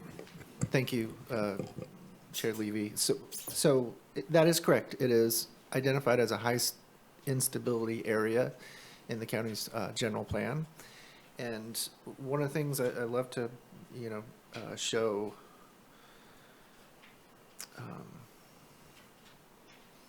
the county GIS when at all possible here. So let me try to show you our instability map, which I think will help to explain. So when this comes up, you'll see basically the county's mapping of slope stability and instability areas. And you can see the subject parcel here right in the middle. So this entire area is mapped under the general plan as a high instability area. That's not that uncommon. And you will see that in the county staff reports that we try to identify where what the stability is of the parcel as mapped in the general plan. So when adding or increasing 67,700 gallons of water, do you require those tanks to be engineered as to this, what kind of foundation or what size? Because water's heavy. I was planning on buying 2,500 gallons. Yeah, so it's going to depend on the size of the tanks that they are proposing. But the other thing that is important here is that those tanks are going to have to be on slopes that are less than 15%. That's an ordinance requirement. So even though it may be a high instability area, and as you can see, the significant portions of the county are in a high instability area. I don't know what qualifies as unstable, but I would think it would be the soils too, not just slope. It's, I think, a combination of those things. Yeah. So even if you required it to be at 15%, you would still have to have an engineered foundation if it was, I'm just wondering if those requirements are built in terms of adding additional weight to an area that could have high instability. Those would be, so I think it does depend on the size of the tanks, because if you are doing water tanks that are under 5,000 gallons, it's not an issue. There's not a requirement to obtain a building permit. But above that, that'll be reviewed against the building code, and one of the things that the building code does look at is the instability maps, and to see whether or not a geotech report So would be that's required. already addressed then, you're saying by the building code? I believe so, yes. Okay. We do have additional public comment to get to, but before I get to that, I just want to see if there's anything else you wanted to add to what you've told us or based on this discussion. I was going to say the water storage grant that I applied for says that I'm going to purchase 2,500 gallon tanks because it was an old logging area. There's plenty of room to put those tanks without removing any trees, which is part of the requirement. It's all, this whole area of the property is at the top of the ridge on rock, stable. No water crosses through it. I didn't have to do any culverts. But that will be dictated by the permit. So just because someone thinks it's stable doesn't necessarily mean if there's a lot of rain and mud or whatever that it could be unstable. But the permit will address that issue, was my question. And you said yes. Okay, sure. And Commissioner Mulder. Through the chair. And if I heard you correctly, I just want to clarify for the record, you live on the subject parcel, correct? Okay. Yeah, we do, but we kept them separate. They have two separate entrances. Okay. So if there was a big rainstorm and there was water randomly running down the road, you would be there to get it off the road, correct? Sure. Yeah. Thank you. Okay. I don't think we have any other further questions at this time, but if we do, thank you for being here. Thanks for your patience in waiting to get to this item. We'll ask you if we have any other questions. Thank you. I now want to go to other public comment. I see one hand that is public 7454. Mr. Sawatsky, it's your turn to speak. Allison, I like your project. My name is Kent Sawatsky, and I do support these small grows. I would just, if you're willing to I think where your heart is on this thing is to do the right thing on this, and I think you're already probably doing it. Is to go ahead and have your 10,000 square feet, have your water sourced by catchment, to get rid of the generators within. I mean, the cost of this, and voluntarily, would be a great thing. Say, I'm not going to. I can get to where I need to be with solar or some other source of energy within 1 year. I mean, this irritates me that staff keeps putting on, and all of a sudden it was like January 24. Now it's December, but it's 2026. So if voluntarily you would go ahead and just say, I'm willing to go ahead and do the right thing that Mother Nature says to support these small growers, I think you've got a wonderful project here.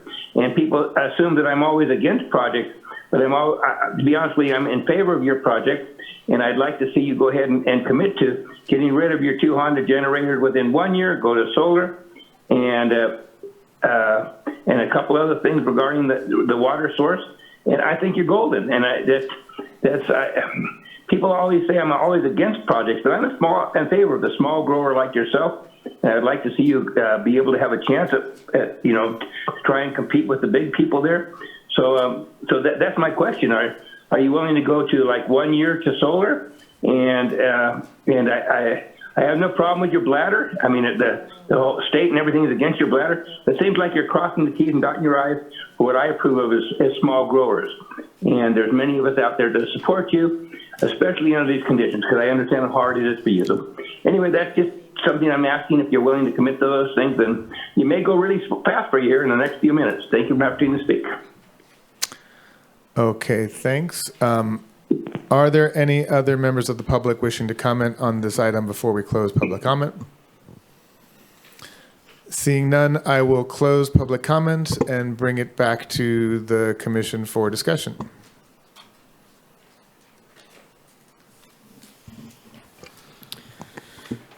Being as there's a condition A9 for the water storage, so basically it'll have like 100% forbearance if I read it right, and somewhere in here, I don't have the exact number, I forgot to write it down, there's some sort of a renewable energy within, I think, 2026. I would...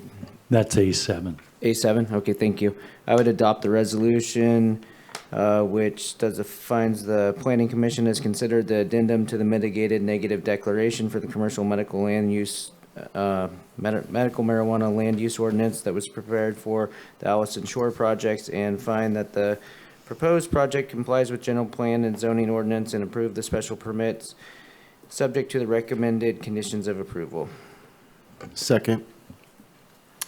Okay, we have a motion and a second.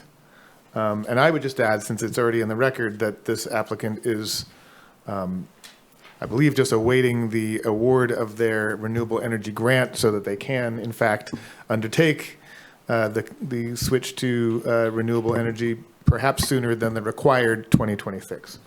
Yes, it's actually, knowing that, it's like this is a financially feasible project as well with these conditions, so. Exactly.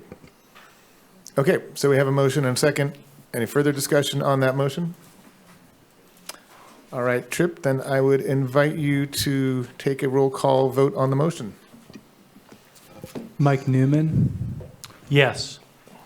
Thomas Mulder, Yes. Alan Bongio, Yes.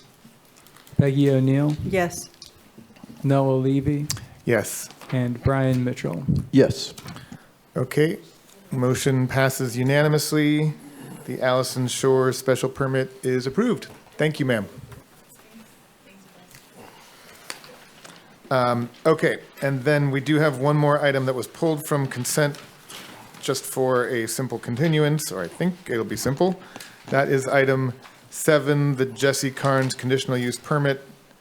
The director has recommended continuing this to January 5th, 2023. May I just ask for an explanation of why that is the recommendation?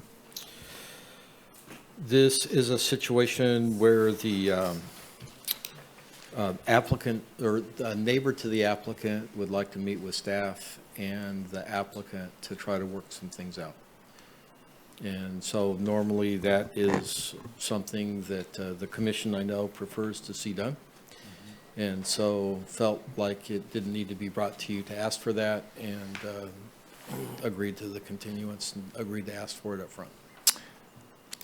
Absolutely. And I take it that was fairly late breaking. Yes. Okay, thank you for that explanation. It's good to have that context, I think. Do we have any comment on this? Okay, we do have a public hand raised, so before we make a motion on that matter, I will invite public 7454. This is your opportunity to speak, Mr. Swatsky. I strongly support the logic that brings us forward as you are about to enact upon. So that's makes totally sense from the public perception. Thank you for my opportunity to speak. Thank you, sir, for your public participation.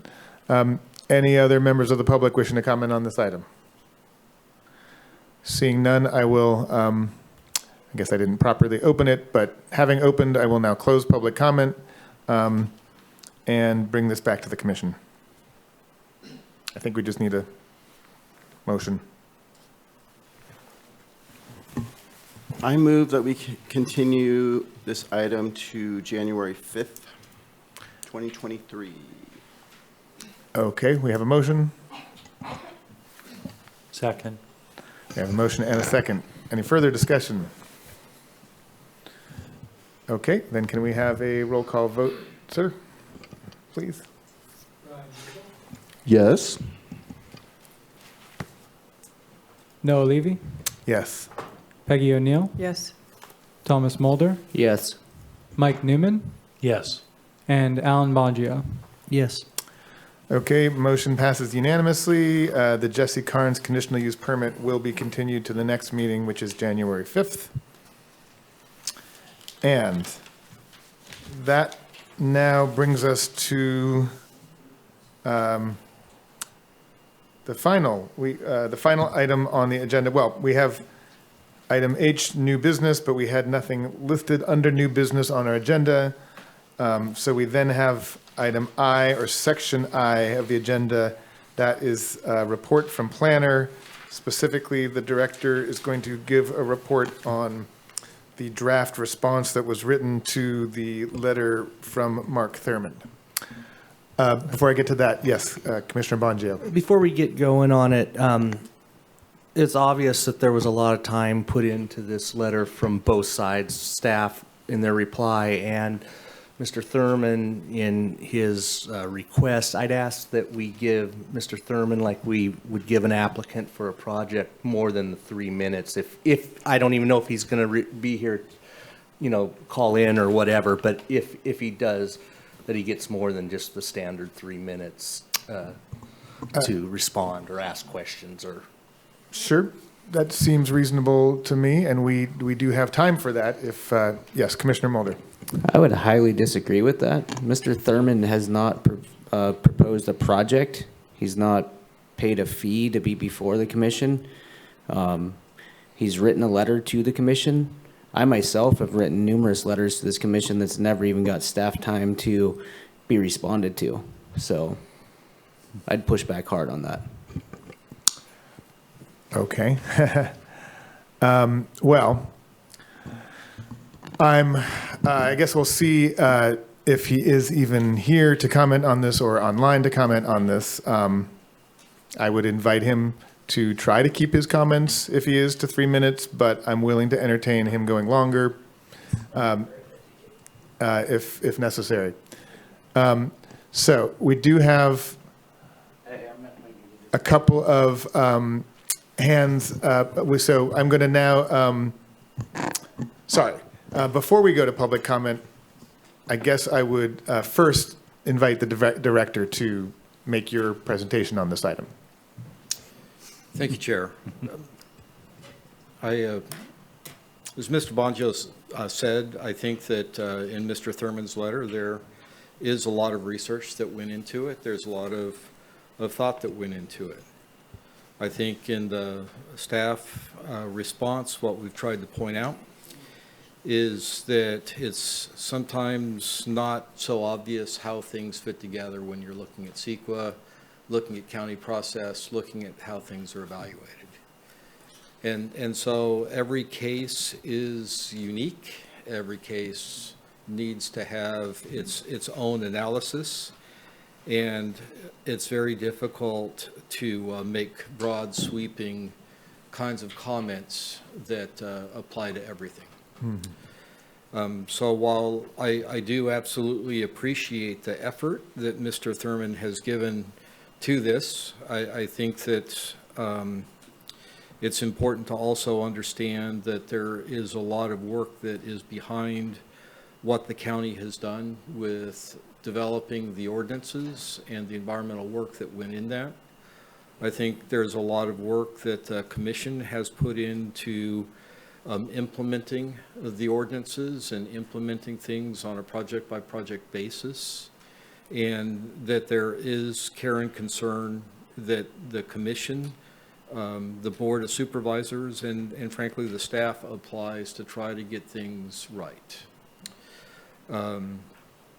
So I tried to simplify the letter and just identify that, you know, the three big things that seem to be of concern, and one was that there did not seem to be the environmental documentation associated with the commission taking action on environmental documents. And I don't want to be critical, but there were no examples given of that. So it was hard to respond to what was being said. Obviously, when staff brings forward a item for the Planning Commission's consideration to adopt a negative declaration, a mitigated negative declaration, or to certify an EIR, all of that information is painfully provided to you. You know, those of you that get paper copies of it, it often gets very, very thick and very tall. So I think that information is provided. Part of the comment seemed to be that the mitigation measures weren't included within the environmental document. And I don't know where that comment could have come from, because in order to have an environmental document, you've got to identify what the mitigation is, whether it's feasible or not, and then to evaluate that. And then it's got to be enforceable. And obviously, just as a general rule, the CEQA requires that there's a mitigation monitoring and reporting plan. Now, the way that both ordinances implemented the mitigation measures was to embed the mitigation measures within the ordinance. So when you're complying with the ordinance, you're implementing the mitigation measures. And so I have trouble understanding how we're not implementing the mitigation measures that are contained within the ordinances.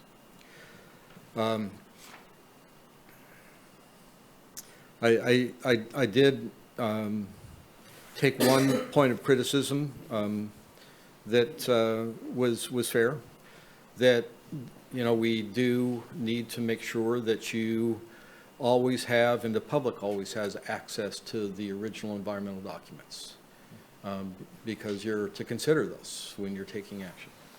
And so we will endeavor to make sure that there's either an appropriate link for the commission and the public, or we will embed those within the Legistar system so that they're accessible.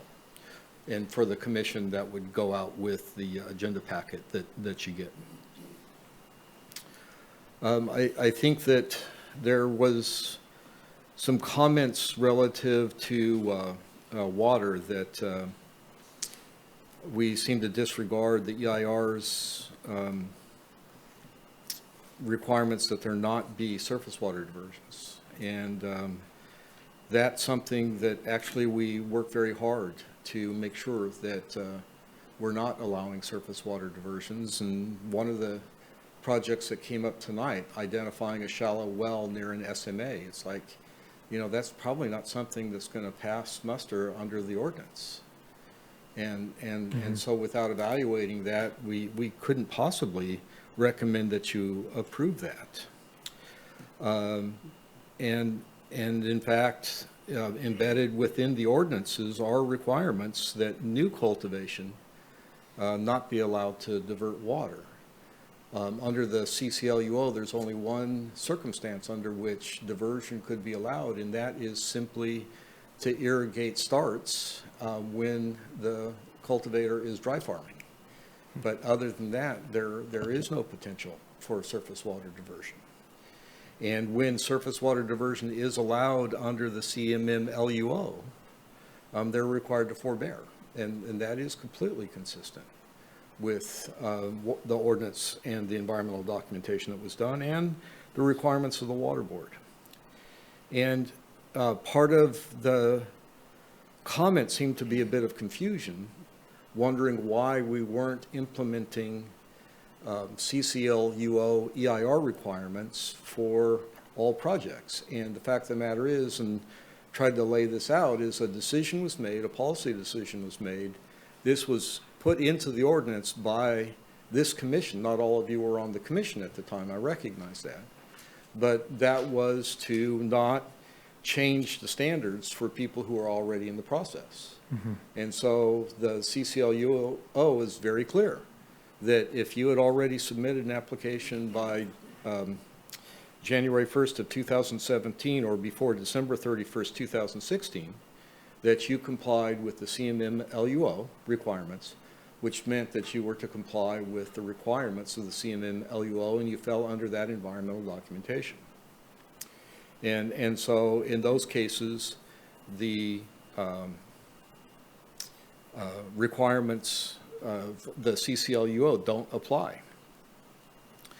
And then I'd just like to also say that, you know, there was some concern expressed with our communication with state agencies, and I don't necessarily agree with that. We do communicate with state agencies, and in fact, the commission knows that sometimes that manifests into a disagreement with state agencies that gets worked out right here in front of the commission. So it's not that we don't communicate. We do communicate. We try to work things out. And so to say that we don't communicate is, I don't understand where that's coming from. So in summary, that's what we responded in our letter or memo to the commission to explain the response to this letter. I don't know that it requires any action on your part tonight, but I'd be happy to answer any questions. Yeah, Commissioner Mulder, and then I see Commissioner O'Neill has a hand up as well. Just, you brought up something as far as communicating with state agencies, so I want to remember, just make comment to it. I remember there was a point in time before I was on this commission when I used to just sit in the audience when there was an audience there. There was DFW, Scott Bauer would be here like almost every hearing, and sometimes he would express his frustration with the communication with the staff because he didn't agree with staff's analysis of a CAV or a cultivation area verification, but there was clear documentation that they had communicated back and forth, back and forth, and back and forth. So, just history. Thank you. Commissioner O'Neill. So you may or may not know the answer to this, but is Humboldt County consistent with how other counties are complying with CEQA on cannabis? Is this, or are we unique in that, in how we? So I would say when you go outside of Humboldt County and talk to people about what Humboldt County is doing, we're the poster child of what to do. Okay. So, I mean, this is everywhere else except within the county. So this would have to be something that would have to be resolved in a courtroom if someone didn't agree with how we were handling compliance with CEQA. I mean, I might have my own opinions, but, you know, this is something that's been consistently applied since I've been here. So if it's something that's either exceeds other practices, then it's what we're doing, and someone would have to challenge that. I think the thing that frankly is shocking to some members of the public are the numbers of permits that have been processed and approved. It's a lot, and I think if they had a big, long list and a roadmap of what you all have to go through and the cost associated with that, and all of that is done before you even know if you're gonna have a permit. Yep. I don't know if I'd undertake that endeavor. And then even when we make even a small recommendation, it's not a free recommendation, there's costs associated with that, and in a lot of these that I see, it's like you have 30 days to do this, you have 60 days to do that. I mean, it's like a race you have to go through to comply with everything, and nothing takes 30 or 60 days when you're dealing with outside agencies, so I don't even know how they even comply. And you're right, and if I could just add to what you're saying and confirm it, oftentimes some of these applicants get caught up between agencies. We require them to do certain things that require clearances from CDFW, require clearances from the regional board, and if one of those agencies don't respond, the other won't issue their permit, we won't deem them in compliance, and then they're kind of stuck in this no person's land that is very frustrating for everybody. And then everybody's frankly pointing their fingers at everybody else, and frustrations run high. Any other comments or questions for the director? Before we go to public comment, I actually have one. We do have a couple of hands up, and I want to get to that in a moment, but Commissioner Mulder sort of alluded to the fact that this letter from Dr. Thurman, while certainly carefully written and thoughtful, is by no means unique in being a letter not pertaining to any project that we've received. And I guess I just wanted to give you the opportunity, Director, to speak to why you felt this was worth putting on our agenda and responding to, since I know you're not wanting to set the precedent that every such letter will get a response and a discussion in a meeting. But I'll just see if you have anything to add on that point. Perhaps I misunderstood some of the looks and comments I got from the Planning Commission, but I thought you wanted a response, so I gave you one. Okay, well, I guess we did, and I guess we felt that it was a matter of sufficient interest to the public that it warranted asking for your time on that. So thank you for doing so. Okay, yeah, Commissioner Mulder. I appreciate the response, so don't take my comments that, hey, I wrote letters in the past or whatever and didn't, like, I'm not saying anything in a negative way. I was trying to say, let's not set precedent as far as public comment aspect. Fair enough. That's where I was trying to come from that. I think there was a lot of, it's really important to have this letter out there to put out the facts. And there's a lot of really good factual information I think is helpful for not only the commission, but the public at large. And I think it could be beneficial for all members of the community and county. Okay, thanks. Well, with that, I will now go to public comments. I see two hands raised. The first one is 7454. That would be Mr. Sawatsky. Go ahead, it's your 3 minutes.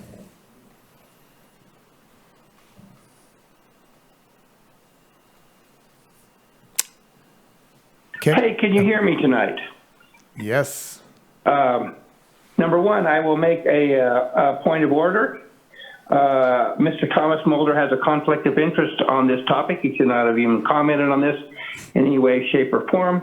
And he actually should right now leave the dais, and he can have his 3 minutes to speak from the public forum as appointed. But there's a public perception he has a conflict of interest, and he should not even be standing up there and should never make those comments. I do wish people to understand, and I've had quite communication with Mr. Thurman regarding this, Mr. Mark C. Thurman regarding this topic. And he's a very learned person, and he basically put an initiative that's going to be on the ballot, and it's going to be probably be supported, and what I understand is 77% is what the polls do. And he's well worth listening to. He's an old man, way older than me and way wiser than me, but he did about the impossible as going ahead and putting this on the ballot. So I caution the Planning Commission to not listen to what he has to say, because I'm quite confident Mr. Mark Wolf from San Francisco, phone number 415-369-9400, top quality CEQA lawyer, and John Ford can tell you about him, will probably be involved in this topic. And this is a benchmark decision that will set precedent throughout the whole cannabis community. And I think he listens to Mother Nature. I hope you listen to him. And I guess that's the best thing I can say to you folks. And the only way sometimes we can get your attention is to sue the ever-living out of the county. And so be it. Mother Nature will do that. And I can just, I think things are about to change on the Board of Supervisors. And hopefully they're going to come up with a 3.0. But I do, again, I will say what I have to say. Thomas Mulder should leave the dais and sit in the audience and make his comments, because there is a major conflict of interest regarding this topic. Thank you for the opportunity to speak. Okay, Commissioner Mulder. So, being as there's public comment directly directed at me, bringing up raising conflict of interest, I'm going to make a quick public comment and just clarification. Director, are we directing you as a planning commission to change this letter or write this letter tonight? No. So, thank you. I don't feel that there's any conflict of interest, and at any point in time that if I did believe there's a conflict of interest, you'd see me head out to the lobby. So, thank you. Okay, we do have two other hands raised. I don't even know if Dr. Thurman is one of them. He's not in the audience with us. He may be one of the hands on the phone. If he does wish to speak, I'm willing to give him a little bit more than 3 minutes, but I agree with Commissioner Mulder. It's not the same situation as an applicant, and we have written procedures about that. I'm going to use my deference as the chair, or my discretion, I should say, to give him a little bit more than 3 minutes if he wishes. But again, I'm not even sure if he's one of the comments. So the next one that we have up is Public 2530. It is your turn to speak.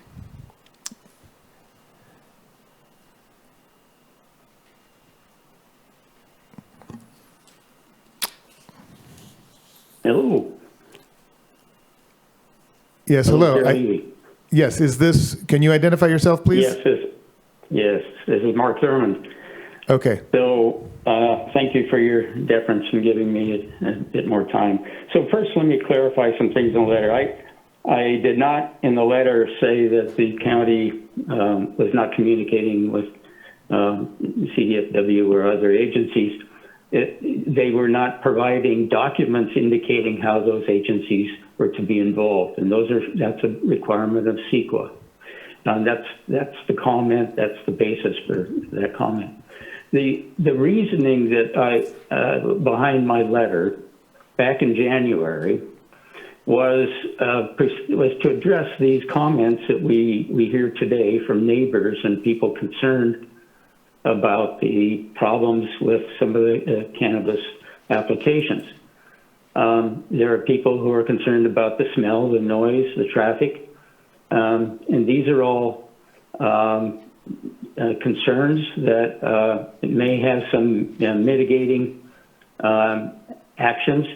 CEQA requires that, well, to back up, I wonder why is it that we hear all these complaints after these permits have been approved for the smell and all these problems when they were supposed to have been addressed in the approval process.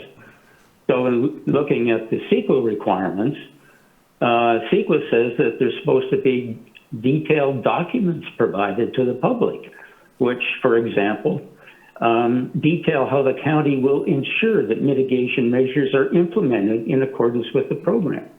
Now, what are the thresholds of significance? Those are supposed to be provided. What are the specific mitigation measures that have to be provided in an MND prior to public circulation? I don't see definitions for the specific measures that will be imposed by responsible agencies, water boards, and so forth. That's my comment on Department of Fish and Wildlife and so forth. It's not about poor communication or collaboration. It's just not including how they're supposed to be involved. We don't hear about that. The public isn't informed. I don't see that there's convincing and documentable evidence as required by CEQA that the mitigation measures are fully enforceable through permit conditions, agreements, or other legally binding instruments. This is the language from CEQA.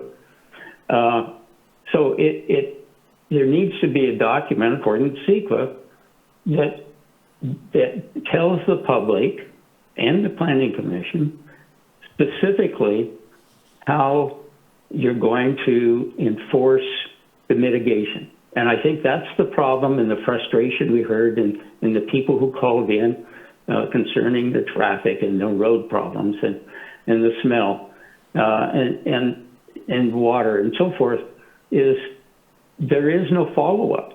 And there's no follow-up indicated in the hearing process. So I think if these documents were provided that says, well, here's specifically how we're going to make sure that this noise is dealt with and it doesn't get above the 5 decibel, additional decibel level or whatever, that there'd be a lot less concern expressed and angst and upset people about how their lifestyle is going to be changed by these outfits that are moving in, and hold yourself to it. It may be that you're not able to enforce it. I've heard from people in the county, code enforcement, that they just don't have the manpower to enforce mitigations and enforce regulations. So it doesn't matter what the ordinance says. If you don't have the enforcement, you can't do anything about it. And that's what I'm trying to get at here, is getting the documents up front that says exactly how you're going to do it. So, you know, one of the things I might add here, and this came up in today's discussions, a number of people talked about this, is CEQA requires that the county make very good faith efforts to determine whether there's a substantial evidence that a project would result in any significant environmental effects. So you have to make good faith effort. I don't think this requirement has been met by the county because it has failed, if not completely ignored, cumulative impacts. So a question was asked about, well, what about all the other traffic on the road? That's a cumulative impact. We've had problems with Freshwater Creek tributary where you stack permits up and down the headwaters tributary. Each one of them gets to take, so much water.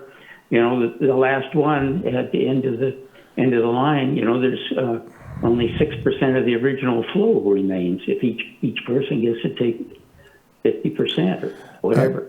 Sir, so if I could ask you to take just another 30 seconds or so to wrap up your remarks at this time, please. Yeah, so this I appreciate that. So the purpose here is to bring out for the public and for the Planning Commission, if it didn't already know, these specific detailed requirements that CEQA has for documents that are supposed to be provided in the public hearing process. I submitted these in January of last year. I learned that you folks on the Planning Commission were not given this as a distribution. So I submitted this to the Planning Commission. I learned you didn't get it. And that's why I submitted it by hand. So I don't understand why you didn't receive it. And that's a concern to me. So if a public person submits something to the Planning Commission, okay, how do we know you're going to get it? Do we have to nag you? So I'll hold it off there. and say goodbye unless you have other questions. Okay, no, thank you very much, and I do want to thank you for the effort you've put into making sure that we received this letter and that we gave due attention to it. Yes, Thank you. We have another hand, but yeah, Commissioner Mulder. I just want you to note for the record, I believe you put 4 minutes on the timer. You went 1 minute and 43 seconds past the 4-minute timer. Please allow other people, when things are passionate to them, to be able to speak that long. Noted. We do have one more hand up, and that's Public 4205. It's your turn to speak. You have 3 minutes.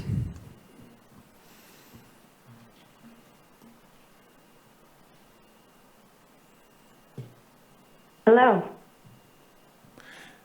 Yep, go ahead. We can hear you.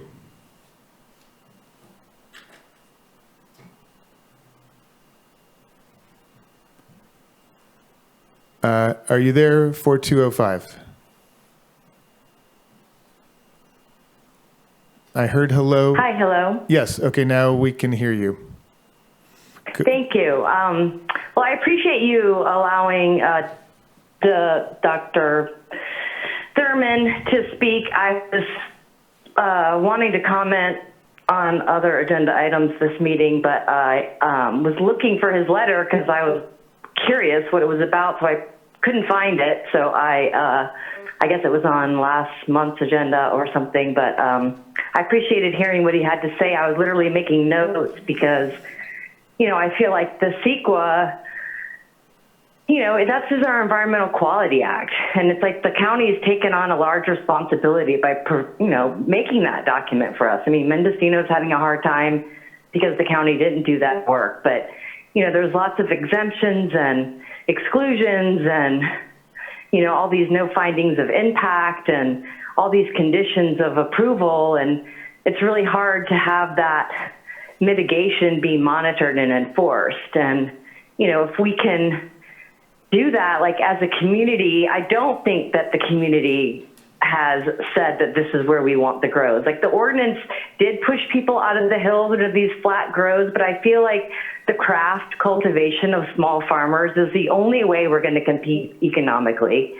And that, like the smaller, you know, Alishan Shores, that families impacts, like I didn't read the agenda. Like, did they have a whole bunch of letters and call-ins against their farm? But it's like, if you're in an industrial development in a rural country, it's a huge impact.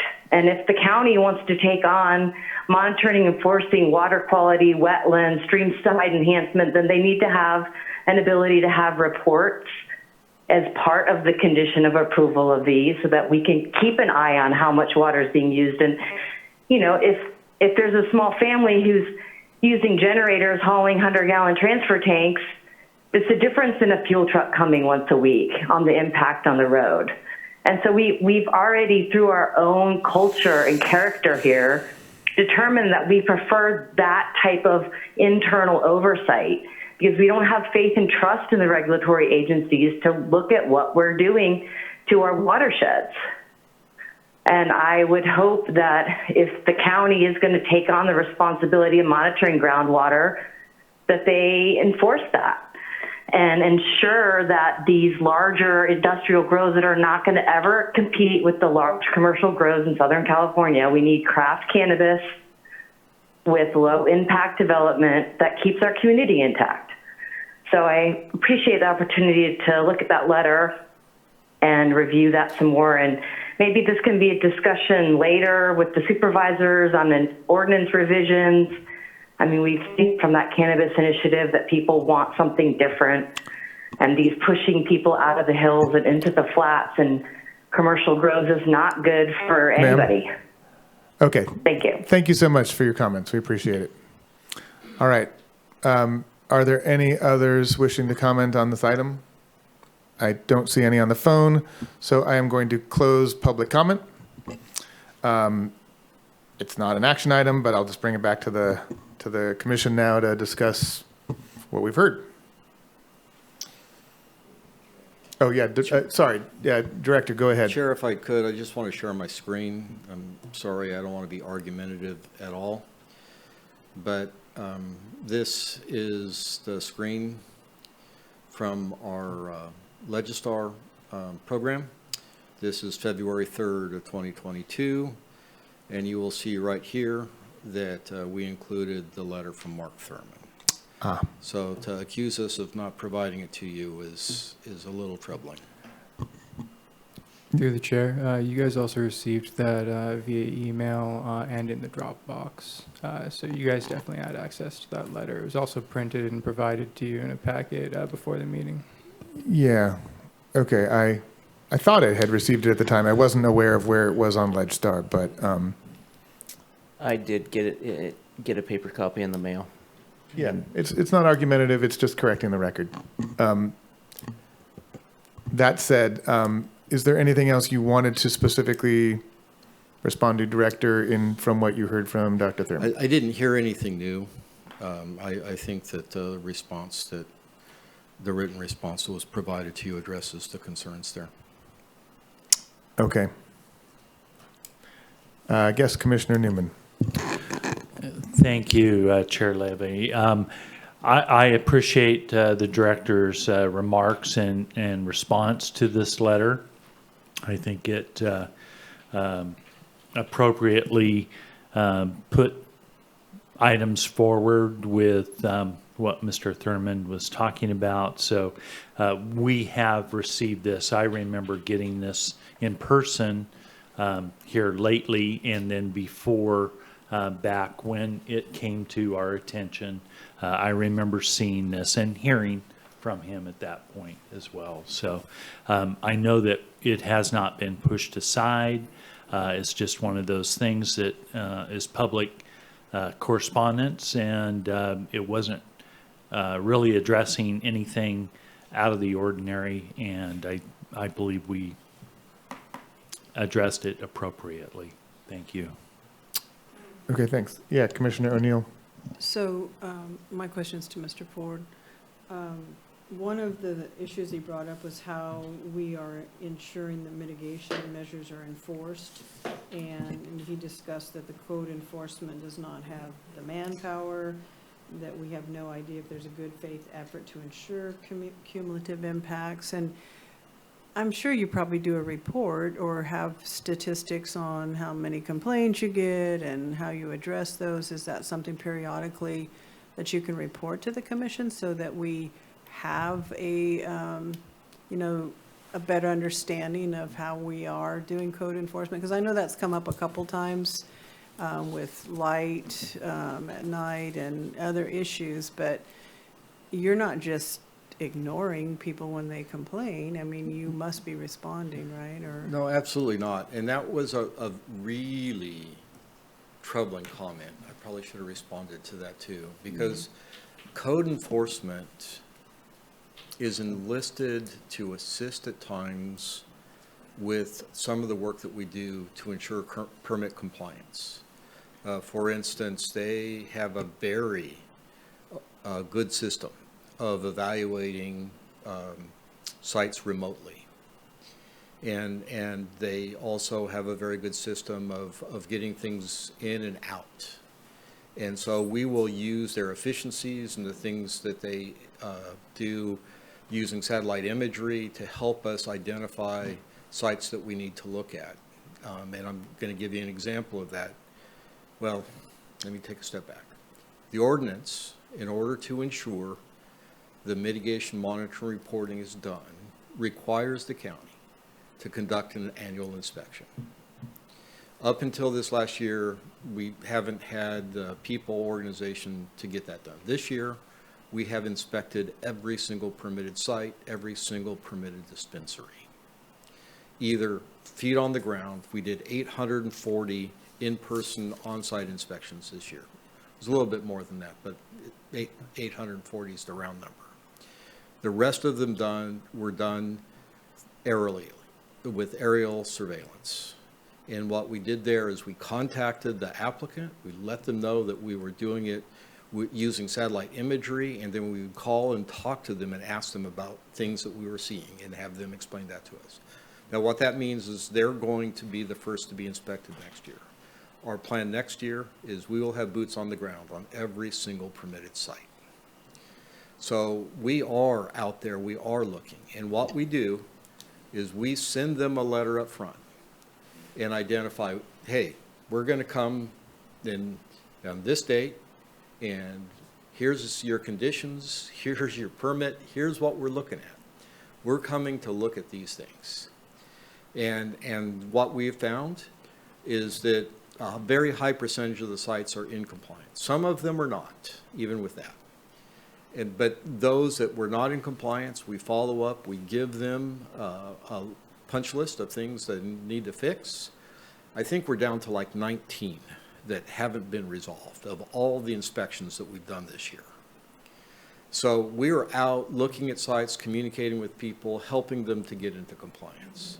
To say that code enforcement said they can't get to everything, what code enforcement can't get to is the fact that aside from cannabis, we get about 450 complaints a year that we have to investigate.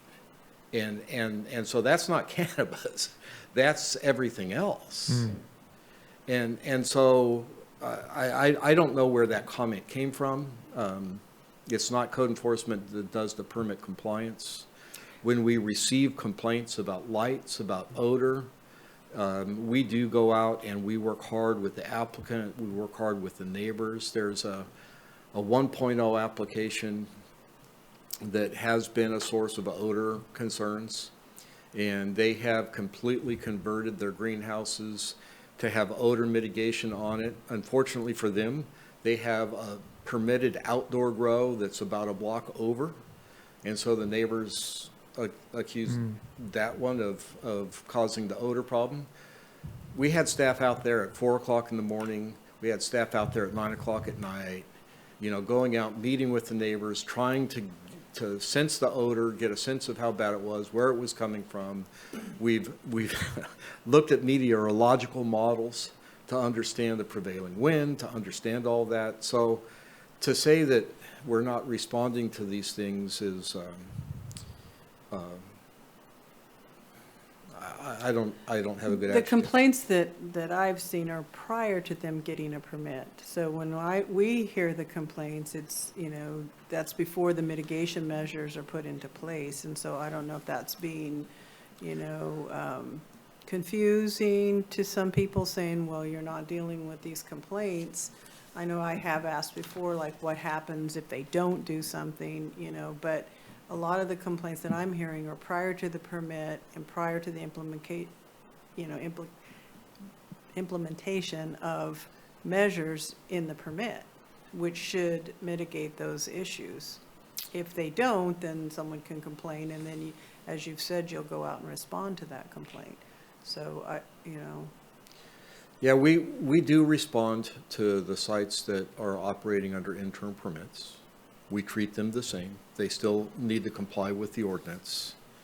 If there's lighting issues, and those are probably the biggest issues with interim permits, you know, we notify them, we treat them the same. They have to comply with the ordinance. If they continue to violate, you know, we'll take their interim permit away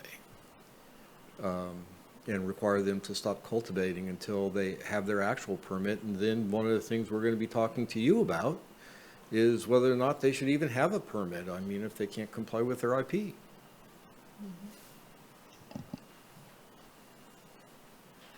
Yes, Commissioner Mulder. So I heard some good numbers there. And correct me if I'm wrong, there's about 1,000 cultivation sites right now. Is that correct? If you rounded the number? I'm trying to round to like an even number. Is it less than 1,000 or right under 1,000? Probably over 1,000, probably closer to 1,200. Okay, let's round it down to 1,000. I was like at 1,000. You said there's 19 that are technically out of compliance, so that would be less than 2% if it was just 1,000 cultivations. So I think 98%, like if we're looking at mitigation measures, 98%, even if it was only 1,000 sites, are in compliance and following through. So as we go through this process, you know, those people are going to, those 19 sites are going to follow the rules, or they'll be before you or the Board of Supervisors of the Commission to have their permits revoked. I mean, if they aren't following the rules, so. And we do have some, frankly, that we've been struggling with giving them a trip to a revocation hearing.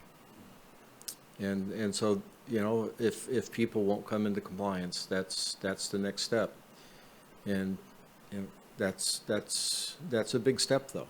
We want to give them every last chance before we do that. And I'm sure you appreciate, as decision makers, you don't want an iffy case in front of you to take away somebody's permit, somebody's entitlement. You want it to be clear that, you know, they have just chosen not to comply.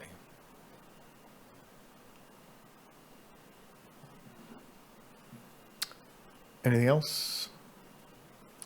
Okay, well, I'll just thank you again for the time that you took to draft this letter, explain it, and discuss the issues that it raises. Yeah. Okay, and I think that brings us now to the last item, Could I bring up one other thing? Oh, yes, please. One of the things that the chair has asked me to bring up is when the board takes action on things that may be of interest to the commission. And I would just like to say that this last Tuesday, the board considered what was essentially an appeal of the staff interpretation of the requirement for a 600-foot setback from a tribal cultural resource. Mm-hmm. And we had a situation where there were tribes that were in disagreement on whether or not it was a tribal cultural resource and should be treated as such or not. And the board affirmed the understanding that if there is one tribe that identifies it as a tribal cultural resource, and it is in their ancestral territory, we want to be very clear on that. It's not a tribe from Southern California. It is a tribe with ancestral territory here. That that one tribe, even if others disagree, can identify it as a tribal cultural resource. So that maybe that doesn't affect a lot of what we do, but we certainly have an application that's being processed right now that is affected by. Thank you. I was actually going to mention that if we had a moment at the end, so I'm glad you brought that up. Was it only the one tribe that identified it as a tribal cultural resource, or was it two? It was formally one. Okay. Any further questions about that update?